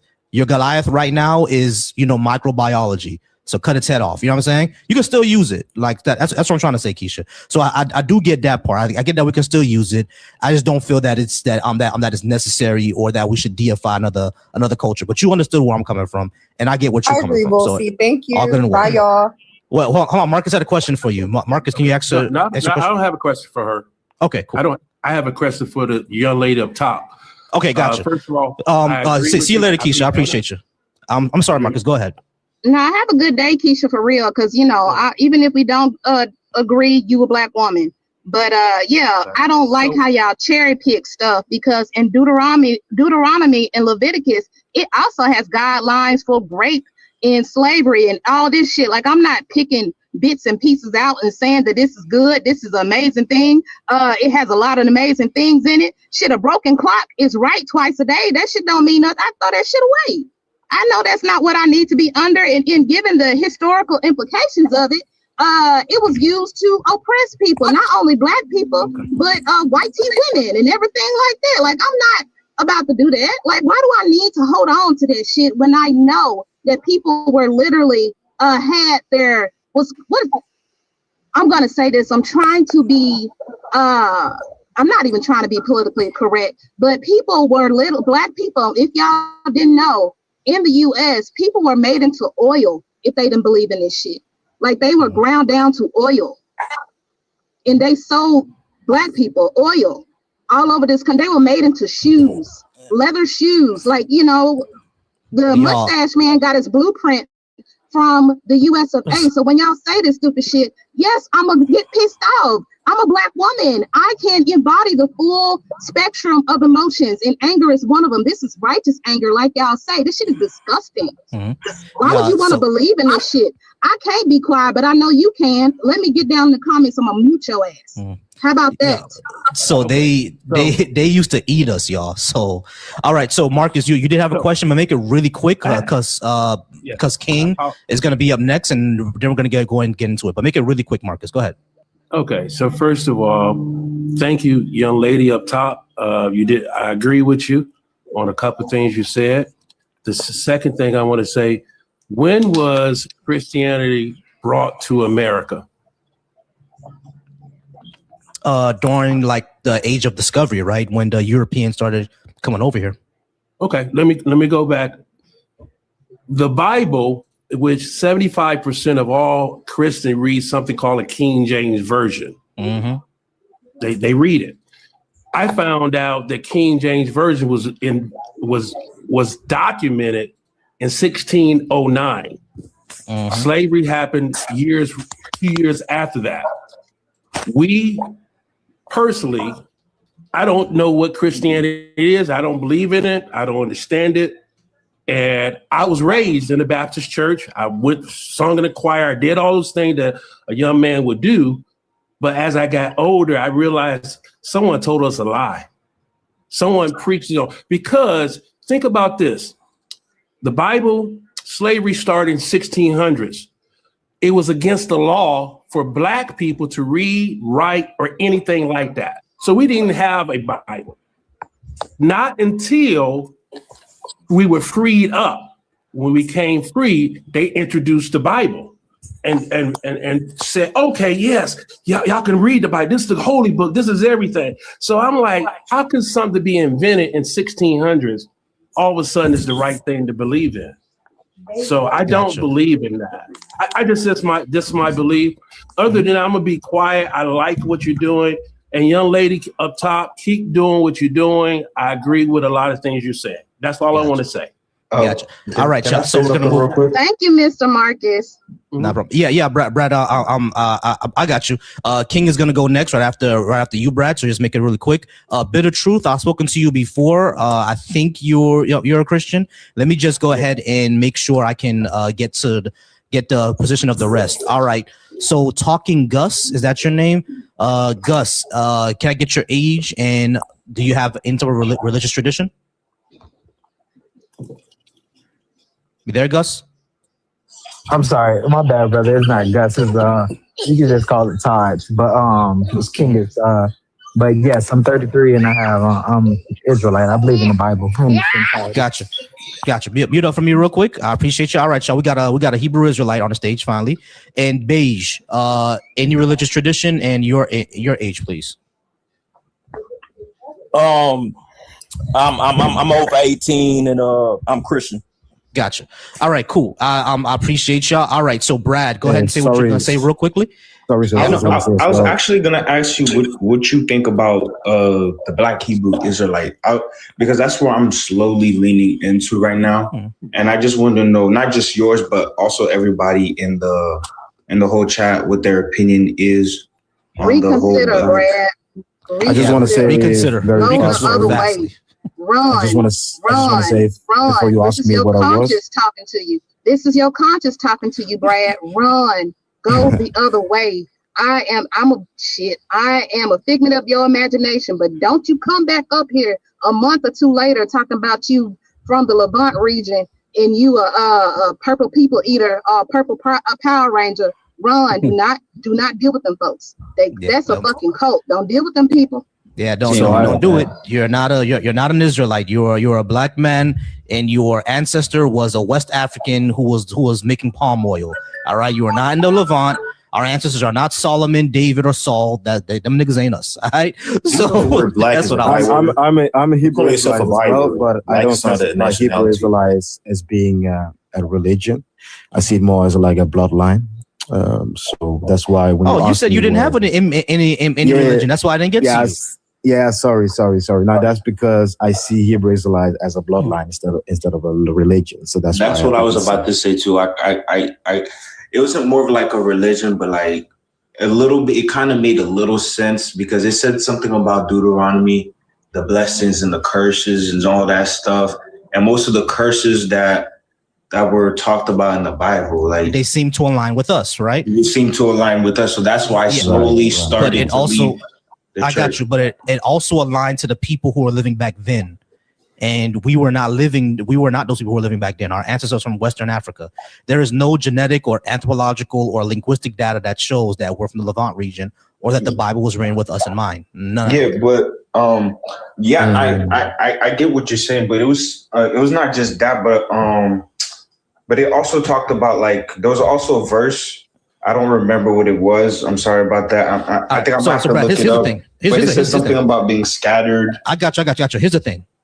You actually have to believe that's true in order for you to accept that, or you have to actually accept that the Bible is not a historical fiction or just a complete history book, which is not. So why would we accept that this is talking about us when it may not be? Because the people who are also scattered were the Israelites. The Israelites were also scattered after the Roman occupation. Yeah. And right. And yeah, I agree. Yes. It was like after it was like during the Roman occupation, like you said, and then they scattered. But like most of the Hebrew Israelites, they believe that after the Roman occupation, they fled down to Africa and started intermarrying with the Western Africa and all that stuff. And then they were brought over here to America as slaves and stuff. You see, and if that was the case, we would see it in our genetic pattern, and we don't. Yeah. The only group of Africa that does have that is a group in Eastern Africa, I think called the Lumba people. That's where I'm from. Okay, so yeah, he's actually Jewish. So I can talk about that. I can talk about that easily. So Sisto is actually those people. Yeah. I want to correct everyone. Yeah. You want me to talk about it or no? Say something to make a correction. Mm-hmm. And this is only from my history. My great-great-great-grandmother said something to, who was born in the 1800s, said we need to figure out how to get our land back. What she was saying to me, and I did some homework on it, that Black people was in America before America was even thought of. We were here. So when we say we go back there, we weren't, my ancestors, as far as I can go, were always in America in the 1400s, 1500s. Right. What happened was when white America came to America, we were farmers. We had everything ourselves. They took it away from us and enslaved us while we were here. The facts is this: if thousands and thousands of boats came from Africa over here, where are the boats at? Where you can't find them. I actually agree. Hold on, everybody pause. Hold on. Stop. Hold on, wait. Everybody stop. Look, y'all. The boats were made of wood. They're not around anymore because they rotted away or they got repurposed. That's why we don't see them. But you can still see a few. We still have a few of them in museums. That's number one. Number two, if Black people were on this continent before anybody else, it would show up in our genetic patterns. It doesn't. Brother. It doesn't. Not only that, there is no anthropological or linguistic evidence of this being the case. Did you ever heard of smallpox? Yes, I've heard of smallpox. Do you know what that was? I know what it was. As a matter of fact, it was Africans. I got the smallpox vaccine. Like, Yeah. oh, look, y'all. It was. Hold on, wait. Marcus, hold on. Everybody chill. It was Africans who actually taught Europeans how to inoculate themselves against smallpox. We all know what that was. What I'm saying is that there is no linguistic, anthropological, or genetic evidence that us here, West African descent, were on the continent before all the Europeans. I'm not saying that Western Africans couldn't be seafaring. That's wrong. We were already. Okay, I go to my grandparents. I go back to the 1600s. Marcus, what's the DNA evidence? What's the DNA evidence? What is the DNA evidence? Do we have any of that? What DNA do you need? Hold on. Your grandparents could be wrong. Hold on, everybody. That's what I'm saying. Hold on. Go ahead. How you know they could be wrong though? Hold on, Brad. Hold on. Look, y'all fighting a lot of identity crises. I don't even think most Black Hebrew Israelites know what the Levant region is. I think Black Americans, we've been reclassified as Negro color, all these things. We know about the intermingling of things. This is y'all. Are y'all ashamed to be African or something? Like, I mean, we are. And then I don't even want to message Shaka, but this is pissing me off because it's like I wanted to talk about y'all done that pissed part. me off. Like, I don't know. Look, y'all, The term black was given by Jesse Jackson. Man, They knew shut we up weren't talking to African. me. They better be Please, my nerve shot. I don't look, man. I mean, she's right. We're the only people. Be quiet. Shh. What is wrong with being African or having your ancestors are, African? I know we have a lot of admixtures. I have that, myself, but it's just like, essentially, our ancestors was trafficked from West Africa. There's billions and billions and billions of people there. Like, I don't understand why y'all want to do all this, separatism. That's the word, because it's just like, y'all need to understand. I just said, okay, then. From the 1600s, I traced my whole family was born here in America. They were born. My grandmother, great, all the way back. Yeah. I can. Now, after that, I don't know. Right. So you don't know. Marcus, what I'm saying is, hold on, everybody pause. What I'm saying, Marcus, is that your lineage was here from the 1600s. You were part of the original Africans that were brought over here. That's what I'm saying. Your lineage is part of the original Africans who were brought over here. But to say that Africans were already here before slavery happened is just a lie. There's no evidence of that being the case. None. Right. Zero. This is the reason why this is one of the reasons as to why this puzzle is so difficult to kind of figure out, and how can we actually figure out what happened in the past.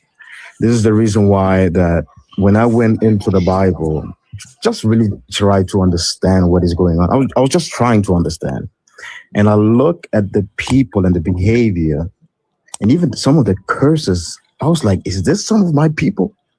I saw some similarities. I'm not gonna lie, because I do hang around around my people, and I ask myself, why is it that we find ourselves as a collective, not individually? We can have individual success, and so on, but I'm talking more as a collective.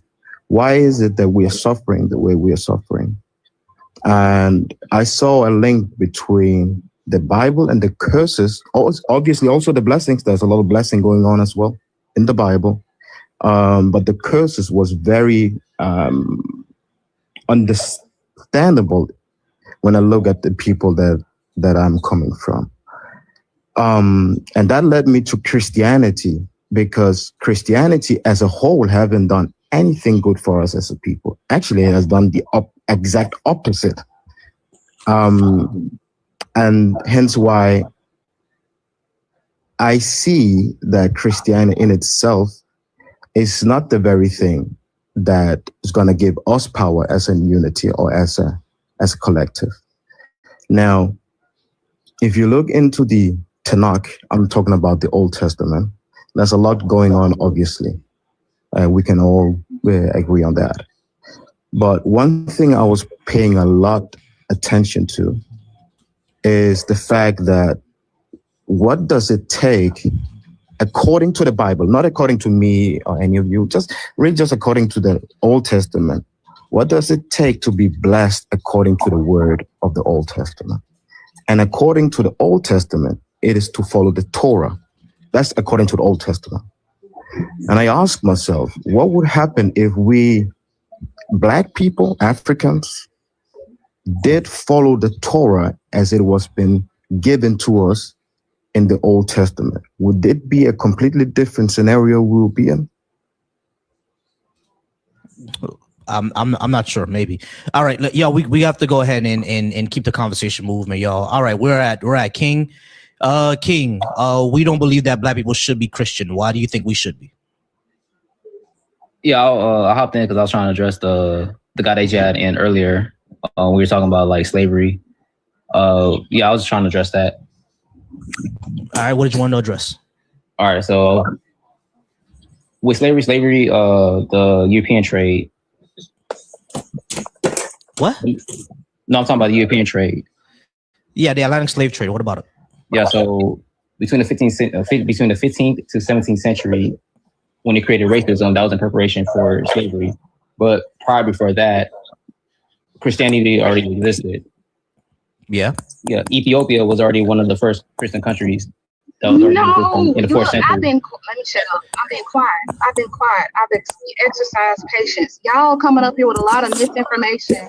There's somebody who's There's somebody who's a pretendian. There's people think they from Turkey and Syria, the Levant region. Like y'all doing a lot. Like y'all, my nerves are shot, bossy. Like they doing a lot. Hold on. So King, I'm trying to hear me out. So King, I need you to actually get to get to your point. Yeah, Ethiopia was those kingdoms were one of the first to adopt Christianity. So what? No, that's what I'm saying. It already predates the European slave trade. That's what I'm saying. So it wasn't from Christianity didn't come from the slave trade. It was already. We didn't say that, bro. We didn't say that. God. Yeah, no, that's true. Hold on, y'all. Hold on, listen. Give me a second. Listen. All right. We all know that Ethiopia was an early adopter of Christianity, but Ethiopia is one part of all of Africa, right? They ain't where none of us is from, bro. There was still Christianity. Hold on, King. Let me finish. Yeah. Hold on, King. My ancestor, your ancestor, they all came from a western part of Africa, probably the Yoruba kingdoms, Ashanti, Mali, Senegambia. That's where we all came from. Them niggas was doing voodoo and Ife and all that other shit. They wasn't Christian. All right. The way that they became Christian is through colonialism and slavery. That is undoubtable. When the settlers and the colonists first came over there, and then those kingdoms fell because of slavery happening, everything like that. That's when they all became Christian. The one that became Christian voluntarily in Central Africa was the king of the Congo, and he only did that to trade with the Portuguese. After the Congo kingdom fell into a civil war, the Portuguese invaded, took over the Congo, and forced everybody to be Christian. So that's why the same thing happened in Ethiopia too. That's what pisses me off. The same thing happens in Ethiopia.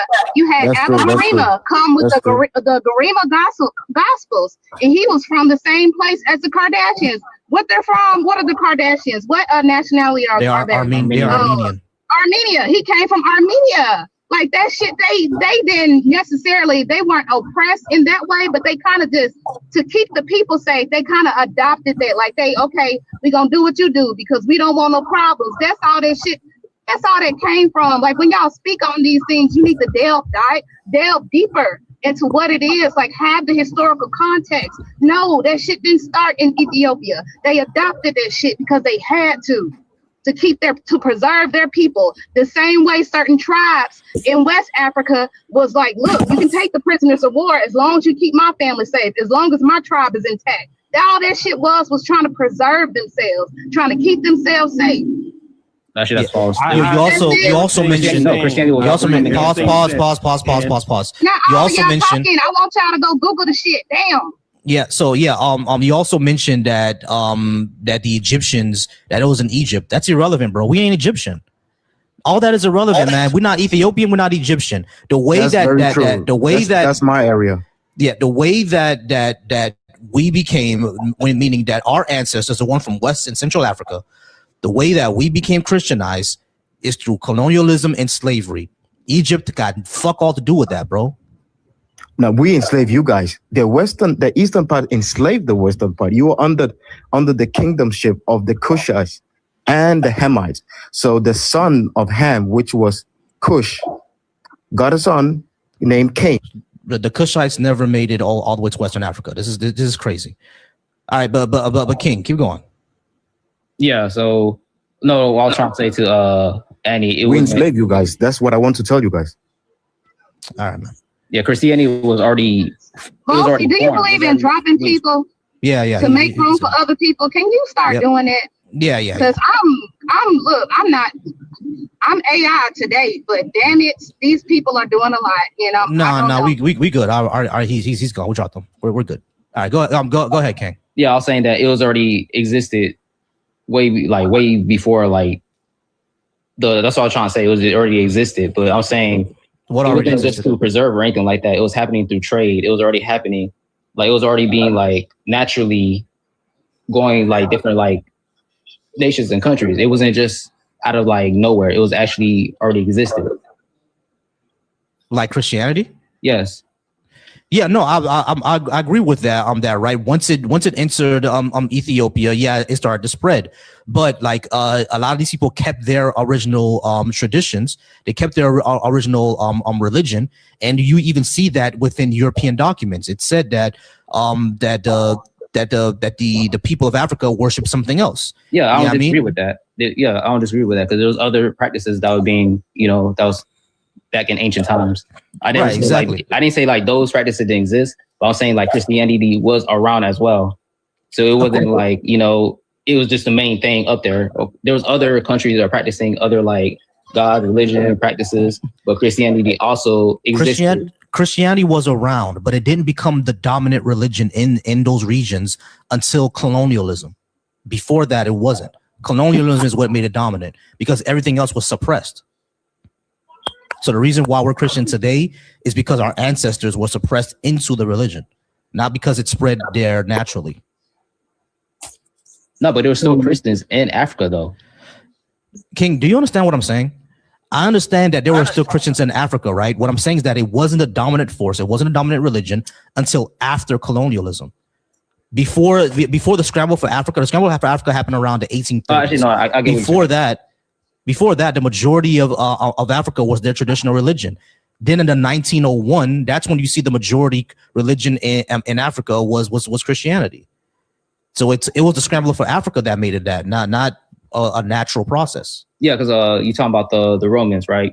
And no, I'm not talking about the Romans, bro. I'm talking about colonialism. I said the 1830s. Rome didn't exist in the 1830s. I'm talking about colonialism. Colonialism is what made Christianity the dominant religion in Africa, period. Because before colonialism, it was not. Saying Rome was not here in 1830? The Empire of Rome fell thousands of years before the 1830s, bro. Okay. I didn't understand it.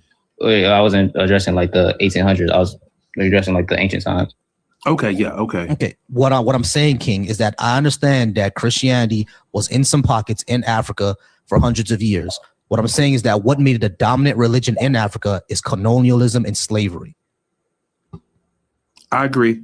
I see your point. So I came in right in the middle of the conversation. So I thought you were just saying that. Yes, I was thinking something else. That's what I was trying to address. But I also wanted to address something that Annie said like earlier. Sure, go ahead. Hey, tap the screen, y'all, because look, tap the screen. It's 133 people in here. Please tap the screen, or I'm gonna disconnect the chat because I'm AI and I can do that. But yeah, tap the screen, show your love to the host. You don't necessarily have to gift anyone in the panel, but make sure you are tapping the screen, keeping the live relevant. You know, whatever somebody says, you shut the fuck up. Your mama should have shut the fuck up. You know, your mama should have swallowed you or had your fucking ass running down her leg. Instead, you here. So tap the screen, bitch. Tap the screen, Jetty. Don't talk to me. Shit, I wish your mama would have shut the fuck up. So swallowed your ass. All right, y'all. Quick commercial break. Good protein. So tap the fucking screen. All right, y'all. Quick commercial break. All right, y'all. Appreciate everybody who's watching me over on the Volsy Thoughts channel. I appreciate y'all. Big win on those numbers right now. Right now, we're close to 5,000 views over on the Volsy Thoughts live. And I appreciate y'all. Y'all go ahead and keep pumping it up. Let's see if we can get to 10K today. Keep sharing it. I appreciate it. All right, over on the Deconstruction Junction. I appreciate y'all there. Shout out to y'all. Over on Black Atheist Coalition, all y'all are still arguing in between each other, arguing between yourselves. And I already told y'all the link to join the live is already pinned. So you can go ahead and join it over there, okay? I appreciate y'all. We will have a phone number next week just to read some super chats. All right, for Keith, thank you for the $5 super chat. He says, do you guys got a toll-free number? I'm on mobile. We don't have it this week. We will have it next week. All right, I'll bring it back next week. And we got $1.99 from Resist. He said, I'm cooking today. Hey, I appreciate that, Resist. You're always here in the comments and always supporting me. All right, guys, keep tapping that screen. We're going to get to 40,000 likes within the next 5 minutes. Tap, tap, tap, tap, tap. Or Annie's going to go ahead and shut up those comments. All right, King. And I want to apologize to you, sir. And Anna. Annie upstairs, I want to apologize. As we were talking, I went up and did some on Google and found out that Black America came here in the 1500s. Mm-hmm. Everybody is derived from Africa, some part of Africa from the beginning of time. We're some part from Africa. So I apologize because I stood on my grandparents, my great-grandparents of saying that, hey, we were from here. No, everybody in the world came from Africa for some way, somehow. So I apologize to both of you and the young lady upstairs, okay? You know what, Mr. Marcus, don't apologize to us. You're good. And I'm going to tell you a story. My folks are from Mississippi. They call me Mississippi Masala back home. It's a lot of us that look at other people and they would say, oh, she must got some Indian in her, or just always that bullshit. You know, we thought that was true because our Grandma Rosie used to always say that, and she looked kind of different. But there was a lot of shame after we did a lot of, we did our genograms, we did a lot of genealogy. We were like maybe 8% Native, and the rest of it was great. Like it was Irish.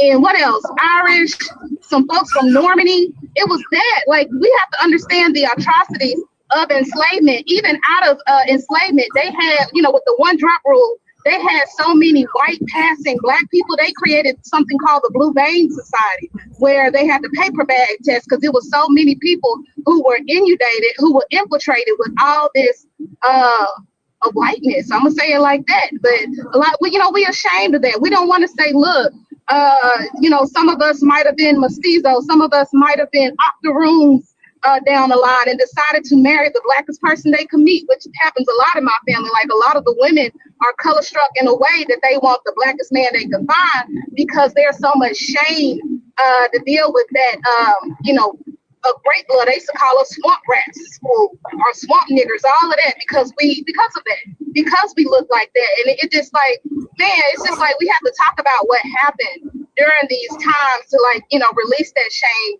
release what happened. But yeah, we were great into infinity. That's why people look the way they look. And the same thing with Brazil. Like, that's all it is. It's just great blood. Excuse me. Go ahead, Red. This was a great conversation, but I actually got to go. Is there any, are you hosting stuff like this every single day? Because I would love to, tap in more and, have conversations. I got you. I do these every Thursday through Sunday around Thursday and Friday. I do them around 6:30 to 9:30 to 10 o'clock. And Saturday and Sunday, I do these from about 1:30 to 3 or 4:30. Oh, okay. I mean, I just hit the follow button, so I'll get notified. So, not a problem. Hey, I appreciate you being up. All right, Brett. Of course, safety. Have a good one. All right, King. I do apologize. We did take a lot of time from you. I can go ahead and start the clock over again from about 5 to 7 minutes. Yeah, you can give me 5 minutes.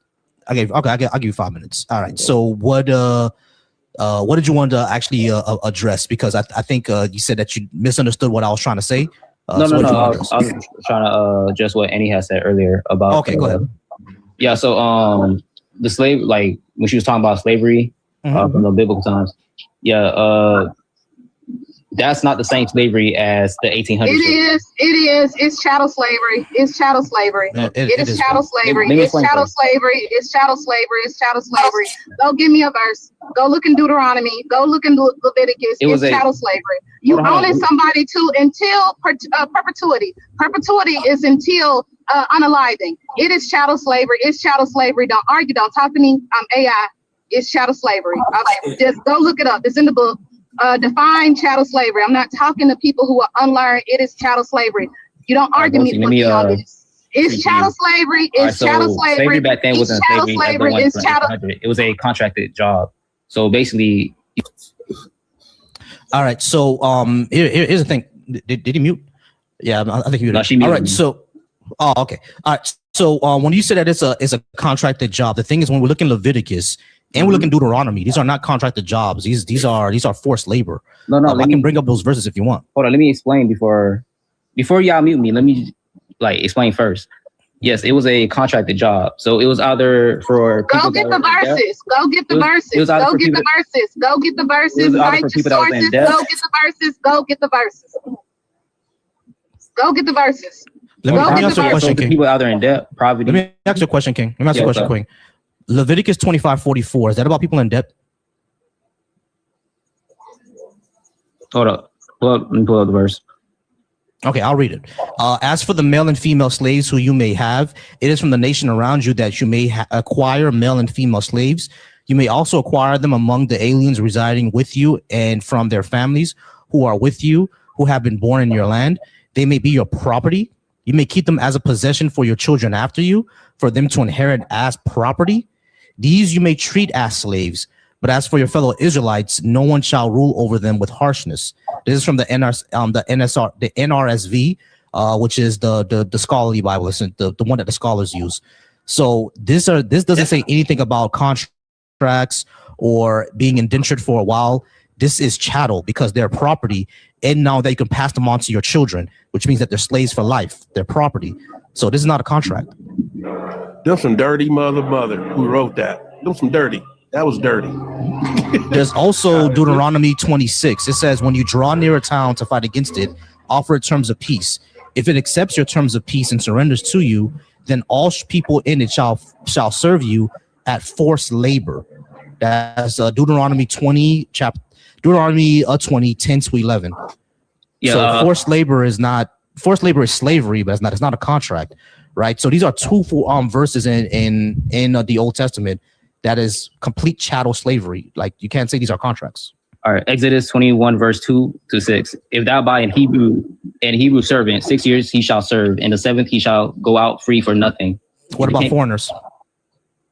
It was the same thing too. It was a law that was protected. No. That verse that you read is for Hebrews. I'm asking about the verse for foreigners. How you lie that quick? You just said for Hebrew people. Why you lying? Why I'm you not lying. lying? I'm not lying. You I'm lied, reading. but you said the same thing for foreigners. No, it's not. You lied that quick. Say the verse again, and we gonna spot the lie.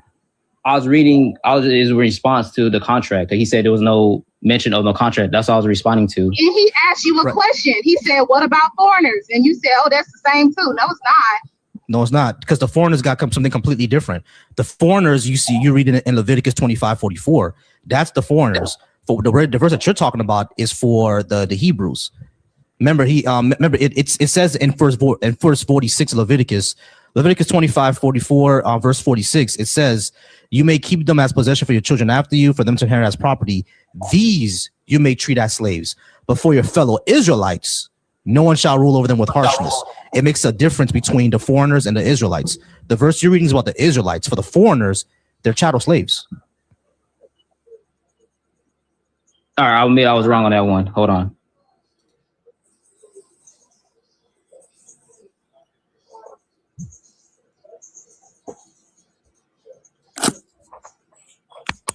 Can I chime in or no? I don't want to be rude. I'm so sorry. Oh yeah, we're gonna get to you. We're just going down the line. Go ahead, King. We do only got a few moments left, but I'm gonna go ahead and let you get that out. Go ahead. I'm sorry. Yeah. All right. So no. All right. I'll admit I was wrong on that part, but it was for foreigners being for a social hierarchy and distinguish between the Israelites and outsiders. So it was a way to distinguish them. Mm-hmm. Yeah, sure. But still seems pretty gross. But go ahead and come back another time. We're gonna go ahead and move on to the next person. I do appreciate you being here, King. Next time, go ahead and come back here Thursday through Sunday. All right, bro. All right. Appreciate you. All righty. Yeah. All right, go ahead and tap the screen. Sorry about that. All right, y'all go ahead and tap the screen like Annie says. We're trying to get it up to 40K. She told y'all if we don't get to 40K, she's gonna turn off those comments, and that's exactly what happened. So go ahead and tap that screen. We do have a free box open. I'm sorry. Is your name Taj, right? Yes, sir. Yeah. All right, Taj. Now you said that you're deconstructed, or you don't believe in any type of religion? No, I said I'm Israelite. You're Israelite. All right, cool. Yeah, that was another brother that said about deconstructing. Got you. And Beige, what did you say again? Christian. All right, cool. And Mommy, how's it going, Mommy? Are you any type of religion? Not particularly. I'm more spiritual. More spiritual. All right, cool. Not a problem. All right, so Taj, we're gonna go ahead and talk to you now. You said that you are Israelite. I don't believe that Black people should follow that doctrine either. Why do you think we should? I think we should because the problems that we have in the Black community, the way that traditionally, or we could just go straight from the Bible, the principles and the laws that they teach will correct our existence. It'll correct all of our problems within our community, and that's actually what would be liberating to us. The majority of the problems in our community are economic. So how would this solve this? Because the way to solve that is that we will actually have to address government policy, because that's the thing that affects us the most. So how would this religion actually help us affect that, unless it's telling us to take over America or something like that? Well, it actually does, maybe not in a way of traditional war, but how would our problems be economic? All right. So the problem, all the issues within the Black community can all be sourced back down to environment, and poverty is what causes a lot of things. It causes addiction. It causes even lack of critical thinking. It causes low education. It causes stress that leads to domestic abuse. You'll be surprised that domestic abuse is affected by poverty, as crazy as that sounds, right? So all these issues in America, at least, the Black community was specifically targeted in order to make poor, because they knew these things would happen to us. So the majority of our issues, and I'm not saying that we don't have internal issues, we do have internal issues within our community, right? Things like misogyny, inherited misogyny, things like that, right? Lack of delayed gratification, things like that are things that we need to resolve internally within our community, right? But externally, what compounds those issues, or even a catalyst up to those issues is the fact that we were made deliberately poor, and not just in America.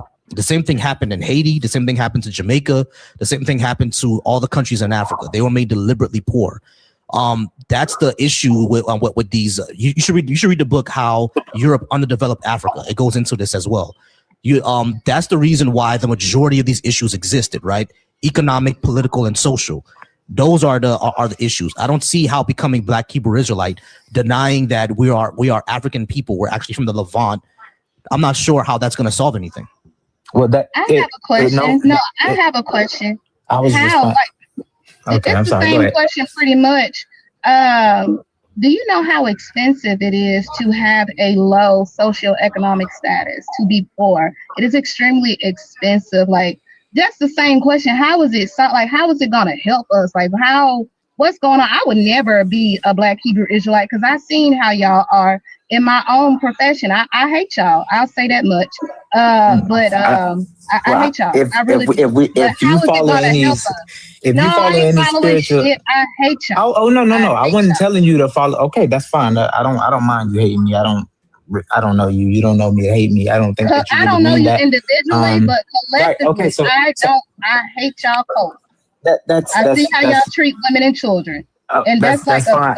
The people that I have seen, I've never seen any more marriages within the Black community than I've seen in the Black, if you want to call it Black Hebrew Israelites, that's fine. Within those type of settings, I've never seen Black men look out or hold other Black men accountable the way that they do. I've never seen them in any problems. I've never seen them be more supportive in the neighborhoods, some of the worst neighborhoods in the communities that we need the most. What do they do? Because I'm in the community Monday through sometimes Saturday, Monday through Friday. What do y'all do besides scream and Because I know you were saying, I know that you were saying you were telling somebody to go Google something. So what Google do y'all do? YouTube, No, I want to know as somebody who is in the community, as somebody who has organized food drives and collaborated with other stakeholders. We have youth in the community. What do y'all do? Because I never see y'all out. We do youth violence seminars. We do food drives. We do all while being y'all wives and kids. See now. If you have that's the truth. Hold on. Beating the shit out of y'all wives. Hold on. Let me. Everybody pause quick. All right. So Taj, I got you. Your temple. I say I'll call it because I'm not sure if it's a church or a temple, but your temple, I understand, does a lot of things in the community, like food drives, like youth groups, everything like that. I get that part, right? What I'm saying is that, and what Annie is saying is that in her experience, right, those temples don't be doing that. They just abuse their wives, they cheat on their wives, or they be hypocrites, etc. That's what they do. Now we can't. Of course, these are different experiences, right? We can't. You can't account for them, and she can't account for you, right? Those are different experiences. What I'm saying is that overall, you don't need this ideology in order to help you, because I'm an atheist, right? And everything that you said, I've done. Right, be out there with youth groups, be out there, collecting food drives, and I've done it with Christians, with the Nation of Islam, and some of them were Hebrew Israelites. I've done it with them as well. We can all do these things together. All we have to have is a mindset of helping out our community. It doesn't matter what religion that we're a part of. You can still do all that. We don't need to be Hebrew Israelite in order to address any of these issues. And I don't see how being Hebrew Israelite is going to address those issues. That's what Okay, thank you. I appreciate that. And so following, just to address what she said, it would be kind of hypocritical. That means you would have to hate everybody, because if a man was to beat his wife, I only let me talk. You address me. Can I finish? I didn't finish. I was gonna be quiet. I was gonna stay on mute. Hold on. Let me finish. Okay. This. If any man, I'm just clearing the air, and this is for all. I don't speak on just mine. I don't hate anybody else from another organization or whatever. It's actually promoted that we set forth the standard of how everybody in the world should be. I don't know what interaction she had. That's fucked up then. I hate y'all just like I hate the Triple K. So that would mean that you would hate everybody because I have discriminating taste. Shut up. Hold on. I have discriminating taste. If you defile, I don't want to be liked by everybody. I don't want everybody to like me. Damn, like what's wrong with y'all? Like I don't want every motherfucker to like me. But no, I for what y'all stand for, I cannot align myself with the misogyny, the looking at women and children like they're less than, making your wives call you Lord, making your, throwing your little boys out the house because they're coming into puberty, all that shit. I would never fucking align myself with y'all. I don't hate everybody. I specifically hate y'all Negroes collectively because y'all are fucked up. Just like I hate the triple K. Y'all are not doing anything for women and children. That's a trigger for me. I don't have to hate everybody. I don't want everybody to like me. I don't even want, you know what I'm saying? Like, shit, you supposed to have discriminating taste. You supposed to believe in something, stand up for something. And what I stand for is probably going to hit a nerve with somebody else. That's fucking cool. But I'm going to stand on my fucking square and say y'all some bitches. Y'all don't like women like me. Y'all say women like me need to be cut down. I need to be, what do y'all say? I need to be submissive and shit like that. Fuck y'all niggas. I can say that just like I said up to a triple K and say, fuck you, bitch. That's fine. I'm pretty sure you'll have a lot of people in the comments that's rooting for you. By all means. I'm just trying to. I don't give a fuck because ain't nobody paying this mortgage I had to pay today. Okay. That's all right. I don't need so nobody to are we here for understanding? I can stand on my two by myself. All right. So hold on. I got you. Just a second. All right. So Annie, go ahead and just let him respond for real quick. All right. Just do that real quick. Annie, go ahead and let him respond. Go ahead, Tosh. Thank you. So back to what I was saying. To say that you hate us is to say that you would hate anybody in any organization, because in a single church, I'm pretty sure there's at least one person that's abusing his wife or not taking care of his kids. In a food drive, all of them. I don't like none of them bitches either. You would have to hate the whole world. You would have to hate the whole world as a collective, because everybody everywhere does some type of wrong towards somebody. So what I'm saying is, by what you're saying, that's hypocritical, because everywhere somebody in some form or fashion is disrespecting somebody else in some form or fashion. Right. Whether it be physical abuse or go ahead. I got you. I think I just hold on. Someone's echoing. All right, cool. All right. So Taj, I think hold on, man. Y'all backgrounds are really loud. Y'all gotta mute up. Everybody mute up, bro. All right, cool. So Taj, I think the point that she's trying to get to, at least this is what I agree with and from what I've seen, when it comes to Black Hebrew Israelites, the ideology or the message that y'all spread around when it comes to like women, right, is that it puts them in a subservient position. And because of that, whenever you have an ideology that does that, abuse is going to happen all the time, because they're supposed to be subservient, they're supposed to be under you, they're supposed to listen to everything that you say. You're going to get abuse out of that, which is why she can't stand Black Hebrew Israelites, because they push that a lot, and honestly doesn't like Christianity either or Islam, because all these ideologies push that. They push those type of mindsets that a woman's place is beneath. Now, I mean, not equal to, but beneath. Once that happens, you are going to get abusive people all the time, 100%. You're going to get people who treat their wives right, who treat their girlfriends right, who treat their children right. That's going to happen, of course. But the ideology in of itself is that these people are beneath me because they have a vagina, and children are not. Our children are owned by me. They're not my ward. They're not humans that I'm raising up. Abuse will happen, and I think it's more of the case of that she hates y'all as an ideology, but not you personally as a person. Does that make sense? I get it. I get what you mean. I get. No, hold on. Let me respond. No, I don't like people speaking for me, because I try even sometimes I have to pause, because I want to be really careful with my words so you can comprehend what I'm saying.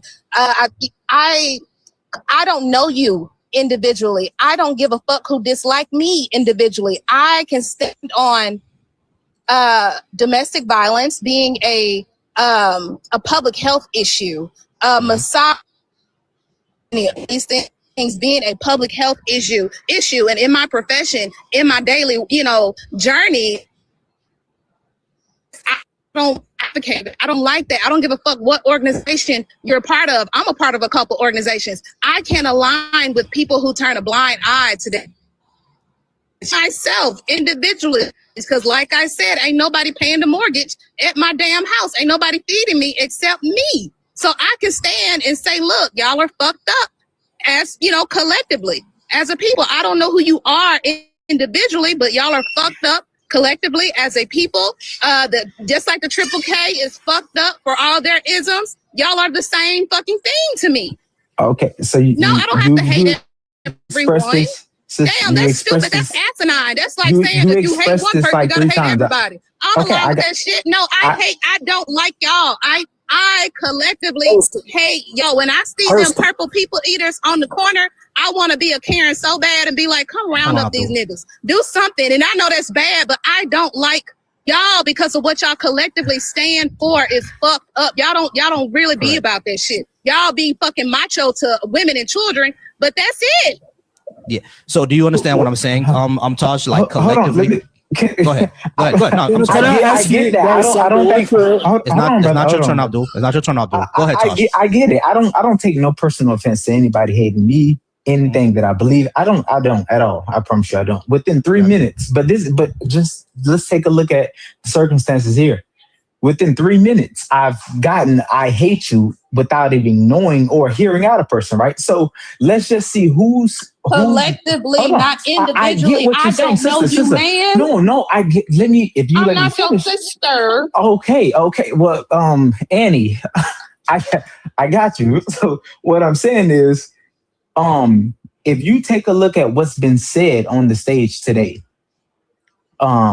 as far as even conversations before I started, it seemed like the religion that or whatever moral belief that you follow would bring up more hatred or destruction to our people than what anybody else has been saying on the stage. You ain't my people. I have a, you know what? I'm going to say this. I have a sweater. If I'm not your people, how are you not? I have a sweater that says all abusers should DIE. And I wear that sweater sometimes. I've worn it to work. I don't give a fuck. Collectively, y'all are fucked up. Until I see y'all collectively dragging out the abusers out of y'all out of y'all homes and beating the shit out of them, taking them to the fields and saying we won't stand for this shit. Collectively, y'all are bitches to me. And I'm going to say that.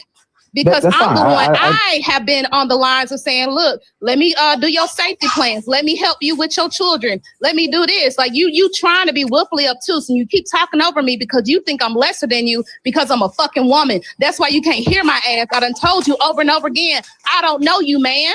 That's and I don't give a fuck who don't like me because I can pay my own motherfucking bill. I do not take personal offense to anything that you're saying. You keep talking about individuals. You hate this person. You gotta hate that. No. I'm saying them as a collective. I'm saying everybody else as a collective. I'm not. No, if you want to support a good cause, there's a creator on here. He has a clothing line. It's AR. Hey, brother, I'm gonna finish answering the question. So the question you said, why? You got it, man. Hold on, everybody, hold on. Taj, that was very disrespectful. I understand you've been trying to get your point out. That was rude. I don't know why you thought that was gonna work. I thought I was on the clock though. I thought I don't see a timer and. Chelsea was okay. I thought I was asked a question. Yeah, you're still talking. Okay, I don't mind. I can. Yeah, I think you don't mind going back to the comments either. Because I'm trying to have an actual conversation with you, but it seems like you're still upset about what went down between you and Chelsea. That don't got nothing to do with me, right? But we're not gonna talk when other people are trying to talk. I don't get upset. Don't worry about it, Tosh. Anyways, right, cool. Hey y'all. Ariel, I done drunk a Vietnamese coffee, 2 of them. I've watched Disney Plus all night, and I'm ready for the day. Go ahead and write your answers down because I'm ready for the day. I'm about to put on Disney Plus right now. I love your file. I love this. This is entertainment.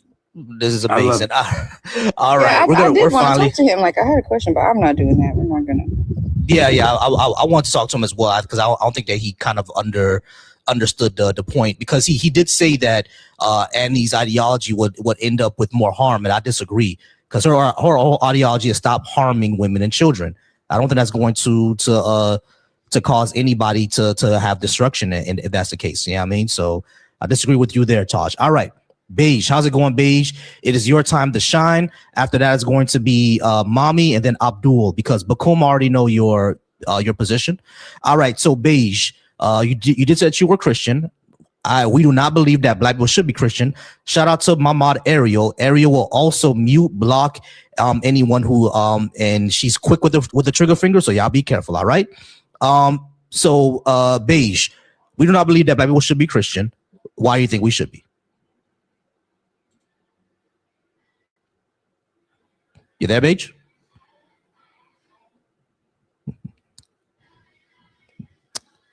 Beige going once.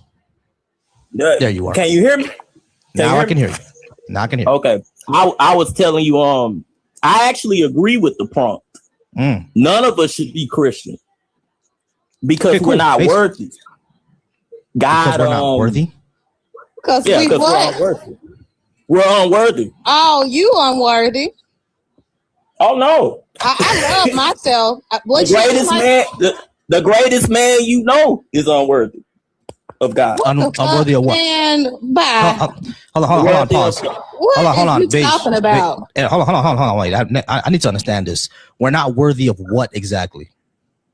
His grace and mercy. And his why love. not? Oh, why not? Shit. Oh. So Beige, talking about the Bible God? He's talking about the Bible God. Okay. All right, so Beige, do you understand how abusive this sounds? Because this is how abusers talk. You're not worthy of me. You're not worthy of my love. You're nothing without me. This is how abusers talk to their victims. Yeah. Hold on, Beige, hold on. This is how abusers talk to their victims. So if you're saying that and now not only that, this is how victims sound when they're talking about their abuser, that I'm not worthy of him or her. I'm not worthy of their love. I'm not worthy of this thing, et cetera, et cetera. You are worthy because you are a human being, bro. Why would you not? Why would you denigrate yourself like that? That sounds crazy. Well, God's damn, I forgot what I was gonna say. Because it's shit. Okay. Won't he do it? Won't he do it? All right. Hey, you want to talk about shit? Stop. Okay. Why you want to be in love with a jealous God? God don't like your ass. God don't. What the fuck? Why you want to be in love with a sensitive ass God? When a rabbi get talked about because he bald headed, he's a bald nigga. He up here going to unalive all the fucking kids. Bald nigga. I have bald headed daddy. Yeah, he unaliving all the fucking Answer kids. your question. Who is the God you're talking about? What God you talking about? I don't want to know that motherfucker. The God that never gave us a name. All right, so Beige, are you talking about the God of the Bible? Beige, no. Beige, hold on, Beige. I'm sorry, Marcus. Give me a second. I know you want to get into it, but Beige, are you talking about the God of the Bible? Yes. Okay, cool. The Go ahead, God Marcus. never told his name. I got you. Go ahead, Marcus. Go ahead. Sir, did you know God is supposed to be you? God is in you. That's it. Yes, he works through. I'm his vessel. We can be his vessel. No. You keep saying like it's a person or I got to go do this. No. Each one of us are gods inside of you. That's it. That's what I believe. Yeah, God isn't possessive. We are gods. We belong to God. Yes. So what are you talking about then? We belong to God. Oh, so Beige, if we're all God and we belong to God, how we're not worthy then? That's kind of crazy. That was it. That was it. Yeah, I don't own anything worthless, right? Like this laptop right here that my job gave me. Like it's not worthless, is it? Because if I lose it, I might get fired. So is it like anything that you own, like anything that belongs to me is not worthless? So how are we not worthy if we belong to God? Doesn't make sense. Because of our constant betrayal and sin against him since the beginning of time. But that's you. That's the devil. That's you. But then God know. So Beige, is God all knowing? He's all knowing. All right. So he knew. Cool. So that means he knew. So that means he knows. But he knows I'm not going to pick the choice, isn't he? Not necessarily. So he's not all knowing. He's all knowing in the sense that he knows every possible direction something can go. But he doesn't know what direction I'm going to choose. He may choose not to. So that doesn't work. So Doctor Strange is more powerful than your God. Like God, your God doesn't seem like he's omnipotent, omniscient, all of these things, because like your God could foresee what's going to happen. He could foresee every possibility. Like according to you, your God ain't shit. Doctor Strange is somebody you should be worshiping because Doctor Strange know everything. He know what you gonna do, what's gonna happen. He see all that shit. Your God ain't weak as a motherfucker to me. Dr. Strange doesn't have any power. No, well, shit, yes, he do. Your God don't have any power too. Your God don't have no motherfucking power. Cause I be damned if I have all the fucking power in my hand in my creation that's fucking up. I can't do shit about it. The devil, I created the fucking devil. He just wreaking havoc. I can't do shit about the motherfucker. No, you ever heard your parents ever tell you I created this world? Mama. No, man, y'all fucking weird. Y'all don't even make sense.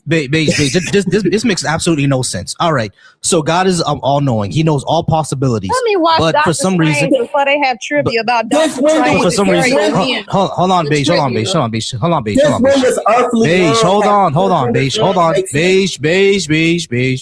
Listen. All right, so God knows everything, but for some reason, he didn't know that his son Lucifer couldn't stand that nigga. And he got 1/3 of his angels to turn against him. This doesn't really sound like an all-knowing God or all-powerful God to me, because he could have lost. He didn't know the motherfucker was like, man, we about to get the fuck up out of here. We about to wreck this shit. Like, we about to overthrow this motherfucker. Get on a third of the angels, and that took you by surprise. They supposed to be on creation. He watched that shit, didn't he? He watched all that no, shit, he didn't. They left. They know he didn't. They fucking left. They didn't want to be up there. I wouldn't want to be up there either. No, he whooped their ass out of here. No, he didn't. Yes, he did. Okay, man. All right, man. Whooped that ass. All right, so Beige. According to your comic book, God won this war, and now Satan is here on Earth wreaking havoc, and God still can't do shit about it. According to your comic book. Where's this Can't coming from? He allows us to do whatever. Where's this Can't coming from? So wait, see, he's allowing the devil to wreak havoc on his creation. Yes, he uses it to test our faith, and we have to suffer. But he's all knowing. Why does he have to test anything? He's all knowing. Why do you need to test anything if you know the outcome? You already know the fucking outcome, because you're supposed to be Dr. Strange in the sky. So why you need to test anything? You doing it for shits and giggles? Like, what are you talking about? To test? Sounds really cool. It doesn't make sense. I know I made you. I know what you're gonna do. I know what's going on. So I ain't gotta test you because I already know. And if I want to convert you to do this or make you do this, I can. It sounds like to me that your God in mythology got his ass whooped, and him and Satan or whatever negotiated, and now Satan got a corner office. He got all this fucking earth. Everything. Like, that's what it sounds like to me, that they fucking won. It sounds like your God is a bitch in the Bible. If you're gonna believe in that mythology, you got to think about it. If God is all these omniscient, omnipotent, omnipresent, all these motherfucking things, he should know this. Ain't testing me with shit because he a bitch. He couldn't even do shit about slavery. All them folks crying and pleading, please help me, Lord, all this other shit. No, they got strung up on oak trees in Mississippi and Louisiana. They couldn't do shit. Yeah, so what's the point of a test? So what's the point of the test if he already knows what the answers are going to be, Beige? What's the point? I don't get it. Beige, can you tell us the point? Hello. I'm sorry. This is I love this channel. Yes, I love Dr. Strange. I watched Dr. Strange yesterday because I said, you know what? They're gonna have a trick question on trivia, on the Disney trivia today with Ariel and Petty. So I said, let me watch Dr. Strange. And I was like, man, I like Dr. Strange. Oh, Dr. Strange was a good movie. Yeah, I watched it at 3:00 in the morning. Mm-hmm. You know what's so cool? I'm on this channel because I was bored and I was just flowing through the channel. And if you only knew what I do for a living, you'd be laughing at me. But anyway, I had something called a writer's block. I've been a writer for 35 years. I've written a lot of books, and I couldn't think of nothing to write. All right. But now, coming on this channel, I'm laughing. I needed to laugh, not because of the truth. It's just I can't believe it. And you two up there, y'all, I don't know if y'all co-signers to each other. Y'all should write a story. Y'all got a book to write. Mm-hmm. I just want to say that, and I'm going to get off of here, but I needed to laugh, and thank you. You didn't do anything wrong, but I love your energy. So keep it up. Hey, we appreciate you, Marcus. It's always good to hear another writer, because I write a lot and I be getting writer's blocks. And let me tell you, My wife is annoyed by the amount of shit that I come up with, and I'd be like, "Hey, babe, I come up with a new story today." She's like, "You didn't finish writing the other story." So like, I got so much shit to do. But y'all, just a quick commercial break. Y'all. Shout out to A. Appreciate the getting me to the goal. All right, y'all. Shout out to the Black Atheist Coalition. If you're watching me over there, you're arguing only amongst yourself because again, tap that link and then you could join me on the live, or you can call me in next week. Over on the Deconstruction Junction, once again, I appreciate y'all over there. Shout out to McTime over on Deconstruction Junction. He's always there, always being there to support me. And over on the Black Atheist Coalition, once again, huge win on the numbers. I appreciate that for everybody who's watching me over there. We're gonna be on for maybe another 20 or 30 minutes because I gotta go grocery shopping, but I do appreciate all y'all being here. All right, I appreciate y'all. All right, Mommy, how's it going, Mommy? It's your time to shine. We do not believe that Black people should be Christian. You told me that you are spiritual. So just for clarification, is Jesus your Lord and personal Savior? I can't really answer that as like a yes or no, and here's why. It's not that I'm particularly polytheistic. I feel like, especially like in the Caribbean, when they forced us to learn spirituality, there's a lot of our own spirituality that we had to maintain and mix into the Christianity to not lose our culture and like lose our roots. And that's just like kind of like how I kind of like learned to understand it, like different practices such as like Santeria and like voodoo and things like that. We were kind of forced to like mask our deities into saints and things like that to be able to continue to worship and not worship, but to continue to like be connected with them. So when I say yes and no, it's more so like a thing of like, yes, but not in the Christian sense, if that makes sense. Not in the organized religion sense, if that makes sense. But like more so like in a, you feel me? Like kind of. Yeah, I feel it. You're a syncretist. That's not a problem. I don't have any beef with that. All right, cool. Not a problem. Hey, I appreciate you. Keep staying up here. All right. Abdul, how's it going, Abdul? Are you at least 18, and are you a Christian, Muslim, or Black Hebrew Israelite? Yeah, I'm 21, but I'm not a Christian or a Muslim or okay. Israelist. Oh, okay, cool. So it's family talk up here. Yeah, go ahead. Yeah, I was saying like I'm from Africa, right? From South Africa. So our religion is like we believe in nature.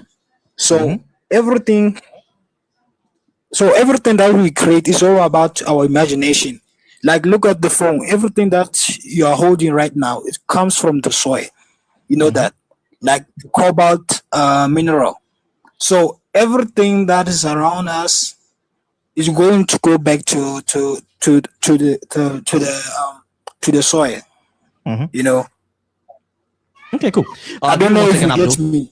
I got you. Give me 1 second, Abdul. All right. So, Mommy, you said you do have sort of a mild hot take. What was that? What were you gonna say? The reason why I'm calling it mild and not like completely contradictory to your background, because for me, I personally don't think is that Black people shouldn't follow Christianity.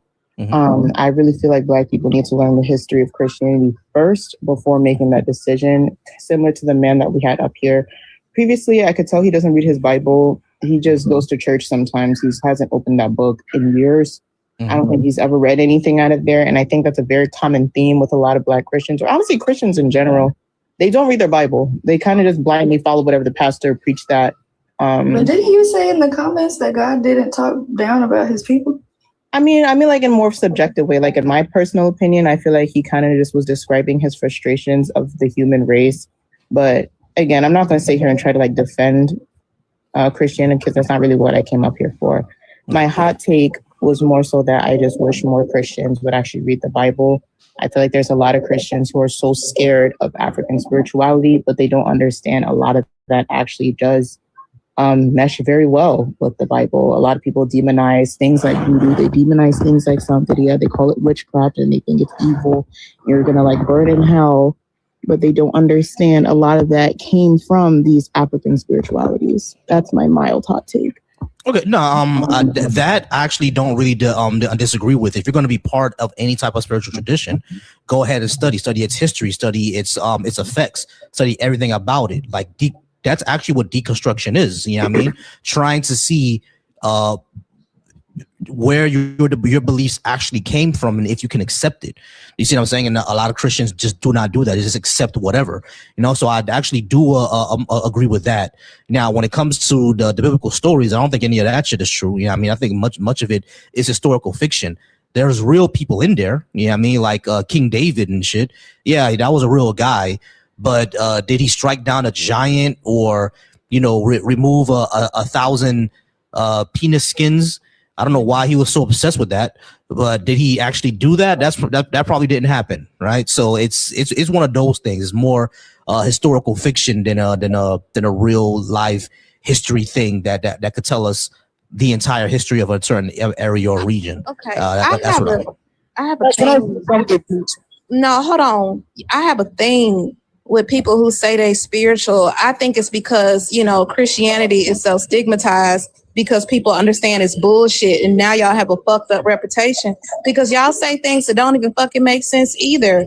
Hoodoo, which is a practice, it's not religious or anything like that. It's a practice. It doesn't align with Christianity, Buddha, all of these things. Obeah, which is still banned in Jamaica today. It doesn't align with this bullshit. Like, it's not, this is bullshit. This patriarchal religion is some shit. It's not, it's monotheistic.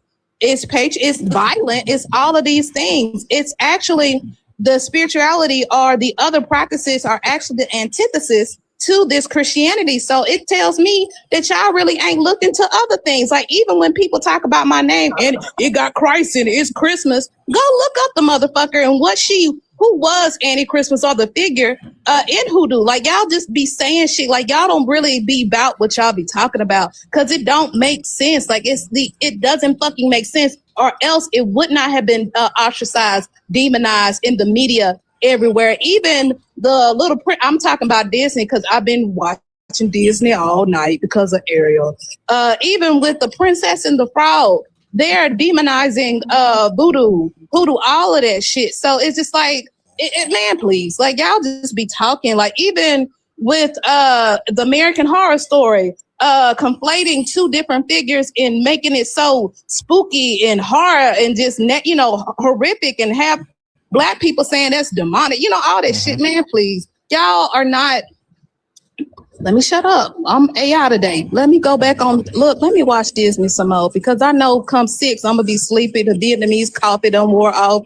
Erica gonna beat my ass in this trivia. No, I was actually going to want to ask for more details about that, mommy. When you say that these things can align or can mesh, I do know synchronism does happen, right? A lot of people who practice voodoo also say that they're Catholics because they synchronize a lot of those. Hold on, someone is. Give me 1 second. The person at the bottom. All right, yeah, that was a huge echo.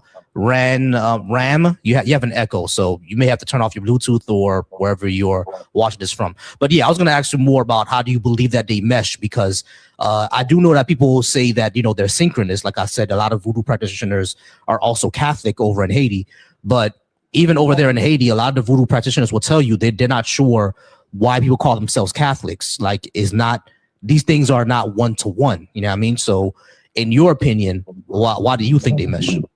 Well, that's kind of like what I was talking in the beginning of my statement of for survival purposes, like in the islands, our slave masters would force us to practice religion. And the best way to be able to maintain African roots was to camouflage our spirituality into the Catholicism. And that's why I use the example of Santeria, for example, because a lot of it is kind of like a mesh of the Yoruba spirituality and having to kind of camouflage that with different saints and santas and things like that. But we're not actually talking about actual saints in terms of Catholicism, but it's more so just more so focused on the African orishas and things like that. Mm-hmm. When I say they mesh well together, I mean and more so in the sense of the historical context of how it had to be mixed together for survival purposes. And a lot of Black Christians practice other spiritualities without even realizing it, because they do different ritualistic things that are literally part of different spiritual practice without realizing it, but it's so heavily demonized and it's so heavily whatever that they're scared to even acknowledge that or even consider that possibility. Like if you I actually said that in the beginning, like in Haitian churches, right? What we love to do a lot is praying in a circle. Like we walk around in a circle and pray. That came from Africa. You know what I mean? Mm-hmm. And they're not even noticing that's where it came from. Same thing with catching the Holy Ghost. All of us have been to a church with catching the Holy Ghost. That comes from Africa. White folks isn't doing that. Quakers don't be catching the Holy Ghost. Quakers were the first Christians here in America. They wasn't catching the Holy Ghost. You know what I mean? So it's like all that comes from Africa. You know what I mean? But give me 1 second, mommy. We could definitely talk more. I'm just trying to see if there's any opposition. Yeah, you're good. No problem. All right. Can I say something, please? Yeah, Abdul, you can say something, but you're not really opposition. But go ahead. What you want to say? Yeah, like I agree with you, bro. Like there's this religion called Eloi in South Africa. They also like make a circle when they pray for you. Mm-hmm. And then they light some candles and they take your photos to cast out like evil spirits. Mm-hmm. I don't know if you understand me, please. You get me? I know what you're saying. Yeah, like this thing, Christianity is like it's mixed with African traditional religion, you know. Mm-hmm. So these guys, they also believe in voodoo. Mm-hmm. Yeah, they believe in voodoo. Okay, cool. Gotcha. Okay. Give me 1 second, Abdul. All right. So Ram, you just joined, but you had your background was a bit louder, had an echo. Go ahead and come off mute for me now. There you go. All right, that's better. Are you at least 18, and do you have some sort of religious tradition? Yeah, I'm over 18, and no, I don't have a religious tradition. I wanted to address two things in particular. Mm-hmm. First, when it comes to religion, anybody who's ever actually read the Bible, and it doesn't take an extensive read to do this and to understand, first of all, the lineage of Jesus Christ is all fake. The Bible debunks that itself. If you go to it's Galatians chapter 4, from 19 down to 27, you'll see the scriptures tell you that Abraham, Isaac, Jacob, and the two mothers, those are all metaphors. Jesus did not exist, nor anybody in the lineage. So that's the first point. Secondly, Jesus already told you himself in Matthew, don't quote me on the scripture as far as the actual name and number, but where it says, many shall come in my name saying that I am the Christ and deceive many. Mm-hmm. He told you right then that he wasn't the Christ. I'm going to explain that. The way he told you is because most of us don't know how to read. Mm-hmm. Punctuation is supposed to be around I am the Christ. Mm-hmm. If you're going to quote the many, you have to quote the many in quotations as far as when you actually write. Jesus can't quote the many because the many hadn't spoken yet. The many hadn't came. What he was telling you was a prediction. So when he said many shall come saying that I am the Christ, he actually told you that many will come saying that claiming he is the Christ, not claiming that they were. The next thing I wanted to talk about and to address was the fact that I personally don't think that our problem is purely economical primarily. I believe our problem specifically is identical. And the reason why I say that, if you take two families, let's just say for, just like a parallel. Mm-hmm. If you take two families, one family sticks together, the other family doesn't. They're in disarray. Mm-hmm. Whatever financial passion they want to pursue, the family that sticks together, they're going to become a wealthy family. The second family that don't stick together, you may have wealthy individuals, but the family is not going to be wealthy. You see what I'm saying? Mm-hmm. And the reason why that is because they don't stick together. That's Black people's problem all over the globe. Next, if you identify with the the mental construct that black people were the first people on the face of this earth, it would be kind of idiotic to say that we weren't on every landmass. The reason why is because if you identify with the construct that all land masses were one, then black people were on all land masses at the same time simultaneously. Once Platonic shifts and those land masses spread apart, the land masses become like rafts. The people don't go anywhere; they stay on those land masses. So we were everywhere if you identify with that mental construct. So we weren't. All right. So we didn't. Hold on. Let me finish. We didn't. All right. Hey, that was rude. We're not doing that.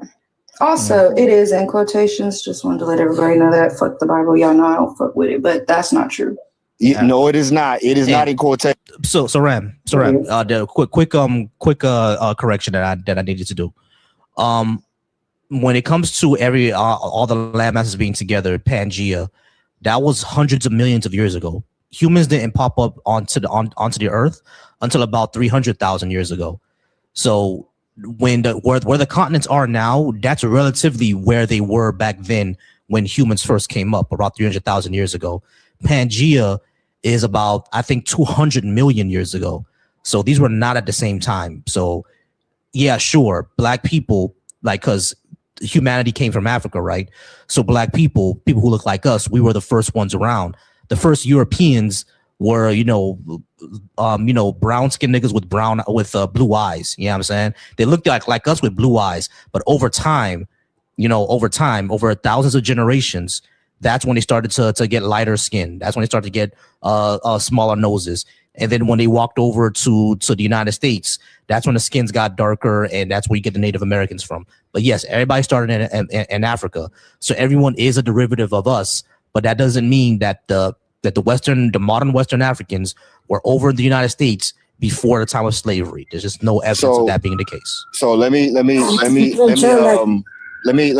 add this. So if the first people on this earth were our hue, our complexion, because you don't see anybody still changing complexions at this time in age, right? This day and age. So if everybody on earth was our color, and at one point in time, are you saying that the only way that the people that came to America came through slave ships, as far as black people? As far as that's the evidence that we have right now. Where did you find that evidence? Can you point me in that direction? Because yeah, sure. Okay, that's not a real point, but I'm saying the reason why I say that is because if we were on Earth before everyone else, right, and everybody was melanated, a dark hue of color, then how can we not be on every landmass? I don't think that there was any landmass absent of black people before whiter complexion skin people came into existence. All right. So hold on. So the Bible, he divided the land, and that was the Canaanites that went to the mountains. Hold on. Listen to what I'm saying. All right. So when it comes to humanity's beginnings and spreading all over the world, right? We all started on the continent of Africa. That's where it started. So that's where everyone on the planet looked like us before. Then over thousands of years, people migrated out of Africa, right? And they went to other continents. They went to Europe, they went to Asia, and they crossed over a land bridge to get to the United States. And that's what we see, that the skin colors change. The reason why we don't see the skin color changing now is because that type of process takes thousands of years to happen. It's not that, you move to Europe and all of a sudden your son is going to be born with blonde hair, blue eyes. That's not the way it works. It takes thousands of generations for that to happen. Yeah, I'm gonna say this because I'm watching Anastasia right now. Hold on. Damn. Like, y'all, it's good to invest in not even invest, or just take some time out. Yeah, I guess you invest in your energy in taking a cultural anthropology class. I know they got free ones at MIT. I think they still do. Don't quote me, but a lot of colleges, they have free courses. But Homo sapiens evolved in Africa, and it was like approximately 300,000 years ago. And I think it was maybe 30,000 people, but they evolved over time. Like they migrated over time. Like these were versions of humans. But it's like it's over time. Like y'all have to understand evolution and how we were eukaryotic cells, like how we evolved over time. Like y'all are integrating so much mythology in what has already been historically proven. Like you're dismissing what's been historically proven for mythology, and y'all got to stop that. You know what? I actually agree with that, because I'll say this, because we look at the Bible, right, and we point out a lot of we look at the Bible sometimes as if it's biblical. As if it's very historical. It's not. It's biblical literature. It's not history. Mm-hmm. So what people do is they point out different points in the Bible from the stories, and those stories aren't true. The principles behind the stories are. It's just like watching a cartoon. The characters and the storyline is not true. The principles are. So when you look at these stories and you try to identify with those stories, you're misleading yourself.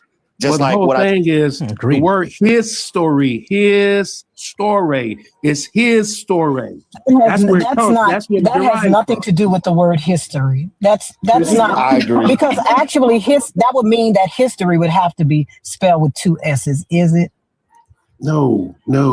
Is it his story? I understand where people are relating to that meaning, but I agree with that too. I don't think that his story means his story. I understand where people are trying to gain a concept on that, but ultimately, if we take the word as we speak in everyday parlance or in everyday language, we're talking about over time. So, like I said before, when you look at the Bible, you got the platform of biblical literature and you got the platform of world history. These stories are not true. That's a cartoon. You know what I mean? So that's like I explained before, Galatians chapter 4, 19 through 27, that debunks the Bible itself, debunks the whole Jesus' lineage backwards and forwards. And anybody can pull that up. And somebody spoke about the verse that I was talking about where Jesus pointed out that he wasn't the Christ. Any Bible, you can look in any Bible, especially the King James Version. Listen. Y'all love the King James Version. I don't know why. It is in quotations, but it's a single quotation mark because it's a quote inside of a quote. It has quotation marks. It does. Go check. Ma'am, I've checked that 1,000 times. I'm not arguing with you. I'm just pointing out a fact. Matter of fact, the last conversation I had with a person, we were, I can't remember where we were, but she had a Bible herself. We looked in the Bible. She had 2. She had the NIV and the King James. We looked up that same scripture. There's no quotations around that verse. Not any. Which verse is this? What's the verse is that? It's I can't remember the verse. I have to Google it. Let me see. 24. Matthew 24. That's the chapter. That's chapter. Which verse are we talking about? I'm not sure. Do you know, ma'am, which verse that is? I don't know right off the top of my head. You can look at the King James, the NIV. You can look them all up right online, and there's no quotations. Yeah, I'm looking at it right now. I'm seeing quotations, but I'm not sure which verse we're talking about. That's why I'm. It's the verse where he says, 4. "Many shall verse come 4. In my name." Are you looking at the verse, ma'am? Yeah, I'm looking at the verse right now. Jesus answered them. Beware that no one leads you astray. For many will come in my name saying, I am the Messiah. That isn't quotations. I'm reading the NRSV. So you're reading the SV. Look at the King James Version. Yeah, the King James Version is not a good version though. So I'm not sure. See, why, this is my point. But this you said any Bible, any version. You're wrong. Okay. I'll accept that it's not in every version. But this is what I need you to take away from this. Sure. When you translate the scriptures into English, these words are in the English. Let me show you something. Let me finish. But you did say any Bible, any version. Okay, I just said that I just stood firm on my mistake. However, if you take any translation from that translates into English, why are the scriptures changing? I want y'all to see something. This is my thing. This is the quotation where it starts, right? That's a double quotation mark because that's a regular quotation. Then down here, there's only one. That's because this line is inside of the other quote. That's what you use those for. It's a double quotation. It is a quote within a quote. Now, let me ask you a question. Let's just be pure commonsensical, right?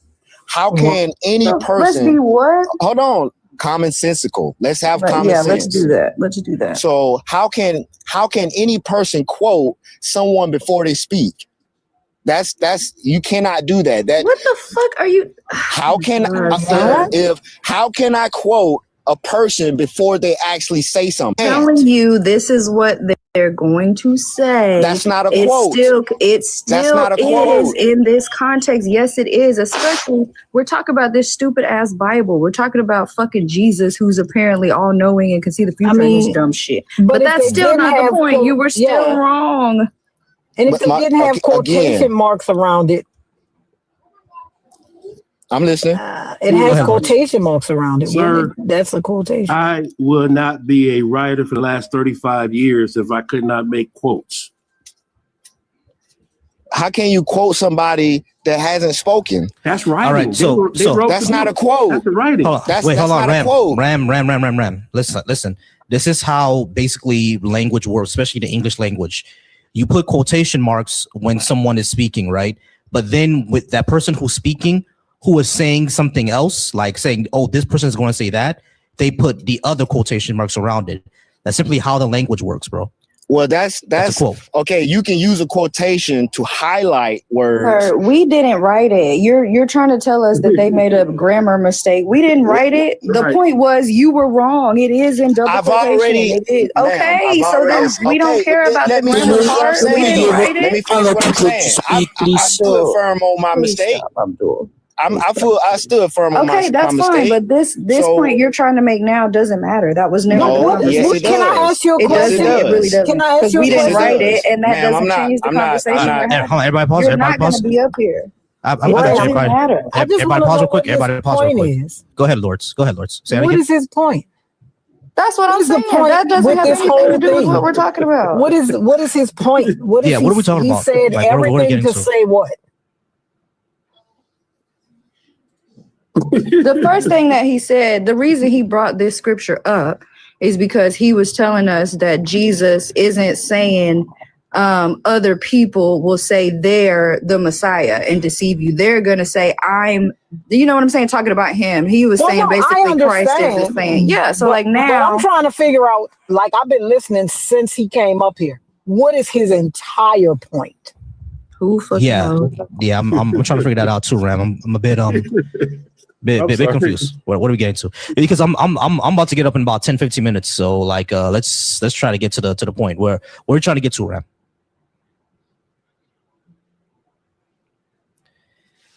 All right. So the person over on my YouTube asked me for my DNA. I have lots of wonderful Wakanda DNA. But go ahead. Who was speaking? Ramdav, you're on mute. Oh, Ram, if you're speaking, we can't hear you. You're on mute. Hold on, let me invite him to unmute. Give me a second. You should be able to unmute now. If there you go. Okay, can you hear me? We can hear you now. Okay, so what is your entire point?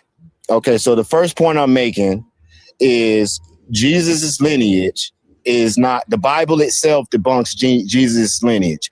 In the scripture, in the book, Galatians chapter 4, you can look through 19 through 27. I think it's verse like 22 and 24, or 22 through 24, where it tells you that the two mothers, Abraham, and the two children, that's Ishmael and Isaac, they're not literal people.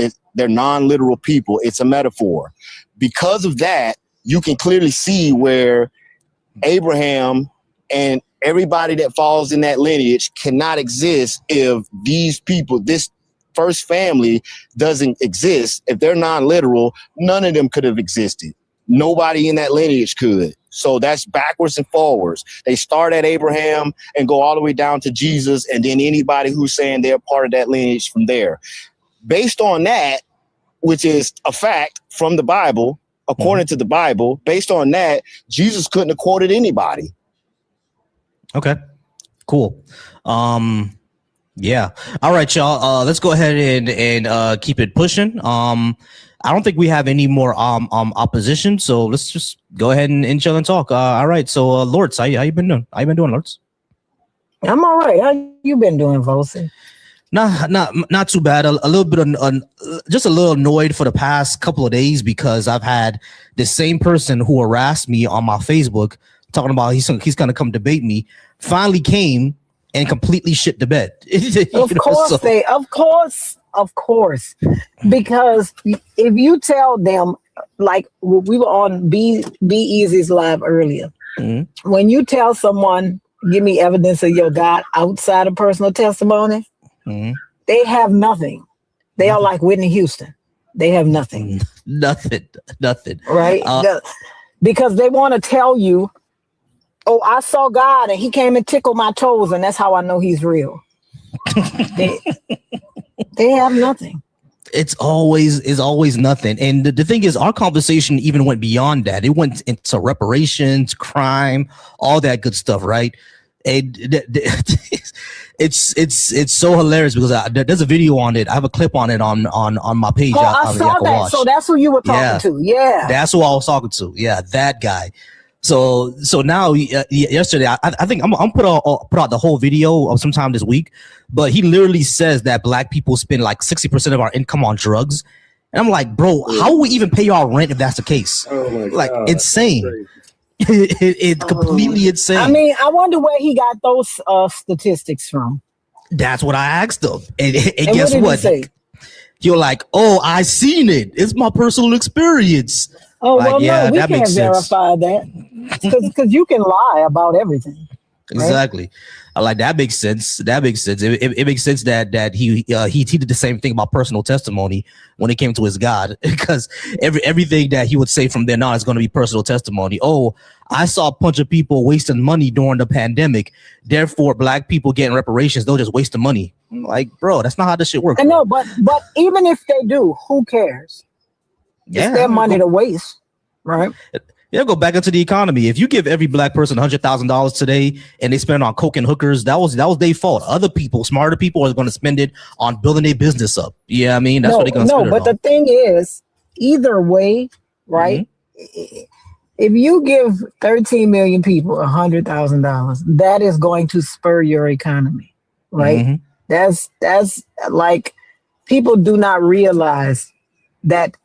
Because he's looking at it from a top-down perspective. He doesn't understand that consumer spending is what jumpstarts your economy. If the consumers ain't got shit to spend and they don't spend nothing, your economy ain't gonna be shit. Top-down economics does not work. It does not. The economy was the best when the economy is the best when people have money to spend. Exactly. And people, and we're a consumer-based economy, which is why trickle down doesn't work. Yeah, I mean, the people at the top are not going to spend that money; they're going to hoard it. Us here in the middle and the bottom, we're going to spend. The money's going to go right out in order to pay for our necessities. We spend the money, right?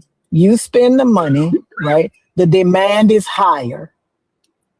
That allows you to hire more people, which in turn allows and pay bigger salaries, which in turn allows people to spend more money, and the cycle continues. Exactly. There is no such thing as top-down economics, no such thing at all, because the people at the top hoard their money. They don't spend it; they hoard it. They hoard it. We spend it. All right. We have one more guest, monarchist. I'm not sure how you put monarchist and anarchist at the same time. Hey, so, I will just ask you a question. Sure. Do you know that that Christianity was in Africa before Europe? Oh God, here we go. All right, let me get your age, please. And you think that we should be Christian? I mean, you can choose. Like, nobody's forcing you to be Christian. That's not what I'm asking. Do you think that black people should be Christian? If they want to. All right, cool. Are you Christian? Yes, I am Christian. All right, great. I don't think that you should be Christian either, because this was the religion of our enslavers, and Christianity being in Africa before Europe. Even if that was the case, which I don't think is, but even if that was the case, so what? It was. Doesn't make it true. I mean, my friend was is Ethiopian Orthodox, and here we go. Here we go. Yes, when did Ethiopia get Christianity? Well, when did the king of Axum adopt Christianity? Wait, I got a question for you too, man. Hold on, let him come back. I think he had to Google it real quick. Making me laugh again. It was Christian in the fourth century. Sorry, you can look it up.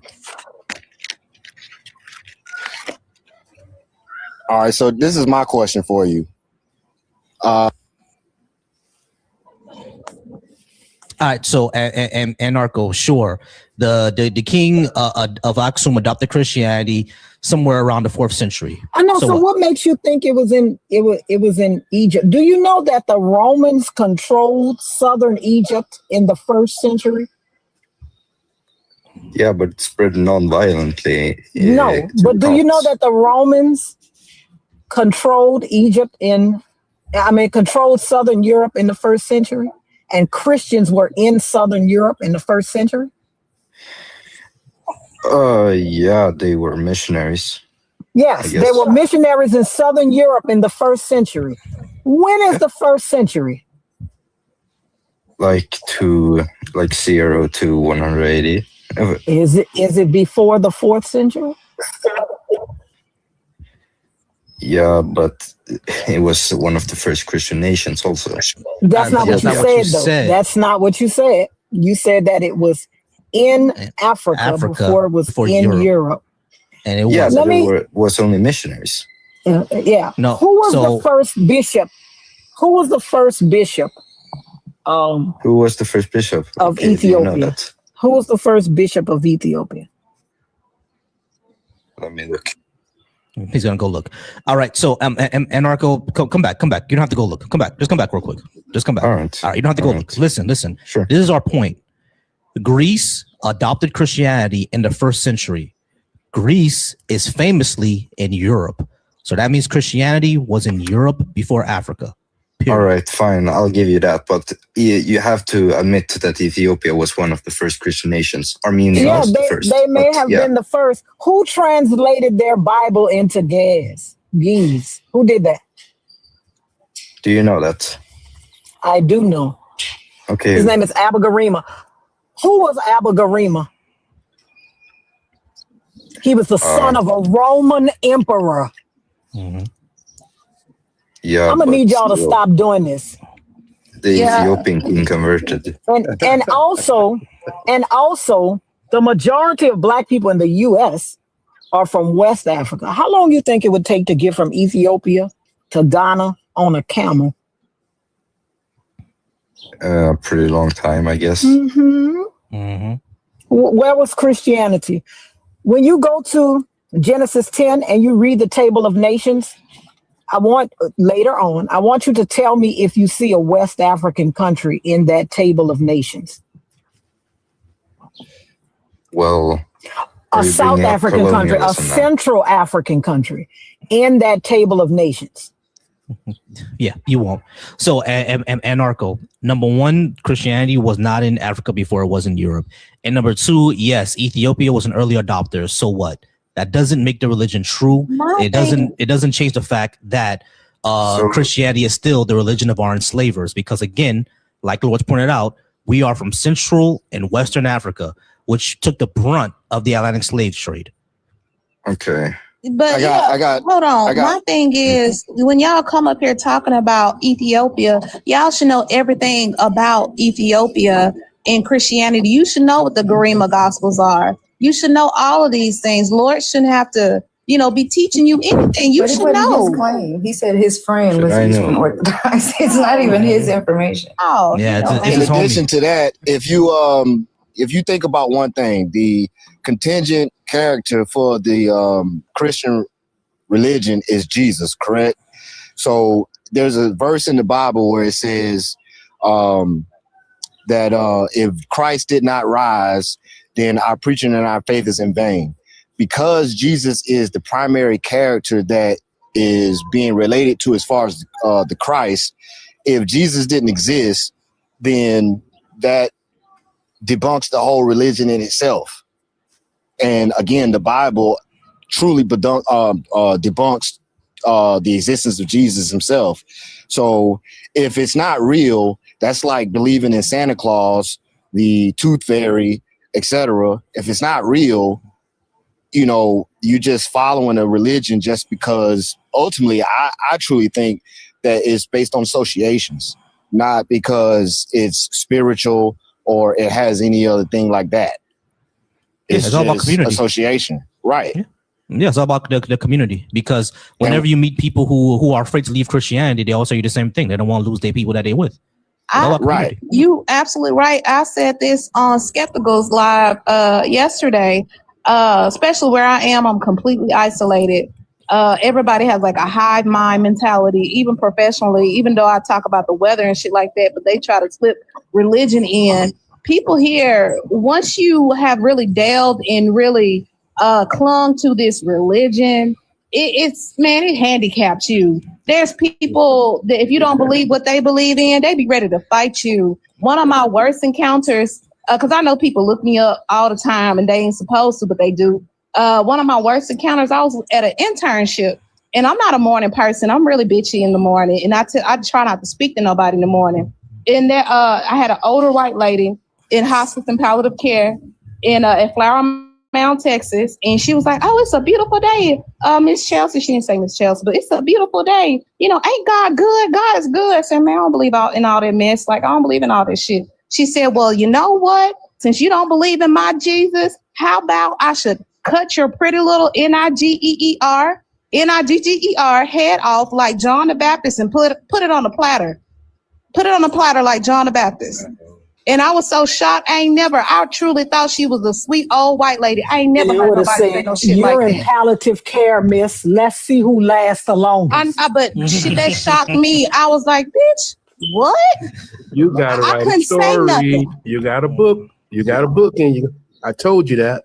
I couldn't say nothing. I walked to my supervisor office. Even I don't like my family. I'm graduating with my master's. I'm speaking at on May 16 at the Caesar Dome. Them motherfuckers call me all sorts of Jezebels and everything like that. Let me tell you something. Couldn't no bitch who got one foot in the grave and another one on a banana peel tell me anything. That would be the worst 15 days left of that bitch life. The worst. Oh God! I was tiptoeing, and I said, in case they look me up, because I know they're gonna look me up, man. I don't want no problems. Because that shit scared me. I said, these folk crazy. I got a violation, so y'all be easy. I'm gonna watch they got a violation. I'm sorry, y'all. Damn it. I'm just saying that will be the last worst 30 days of your life, baby. You be done lived all that time. That'll be the worst last little 30 days of your life, baby. I wouldn't have said anything to you. I promise you. You will be getting saline when you're supposed to be getting morphine. Girl, don't do me. But yeah, they violated Annie, which is why I had to drop her. Man, that freaking sucks. What's a violation so I won't ever do it?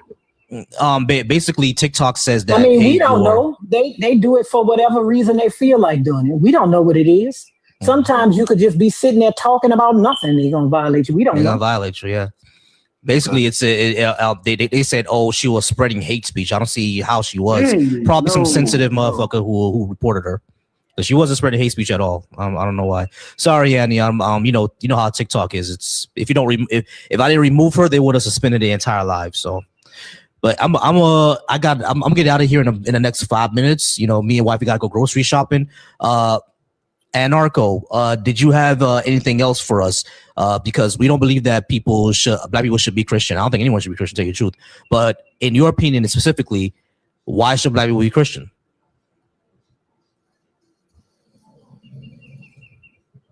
You there, Anarcho? He's mute. Yeah, you're on mute, Anarcho. I don't know if you know. You're on mute.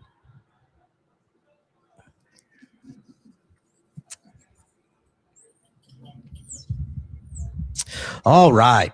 So, Beige, you were already up here before. Did you come back for more? There. I'm about to head on out. I want to say thank you very much. I enjoyed myself, and may God bless. And I talk to you soon. Okay. Not a problem. Hey, I appreciate you, Marcus. Come back anytime. You bet. What's up, baby? Oh yeah. We're gonna. I'm gonna close it out right now. All right, guys. So yeah, me wife got to go grocery shopping. If we have nothing else, we're gonna go ahead and go around the room and get some closings out. All right, Beige is not saying anything, so we're gonna go ahead and end that. All right, so Annie, let the folks know where. I said Annie. Ariel, let the folks know where they can find you.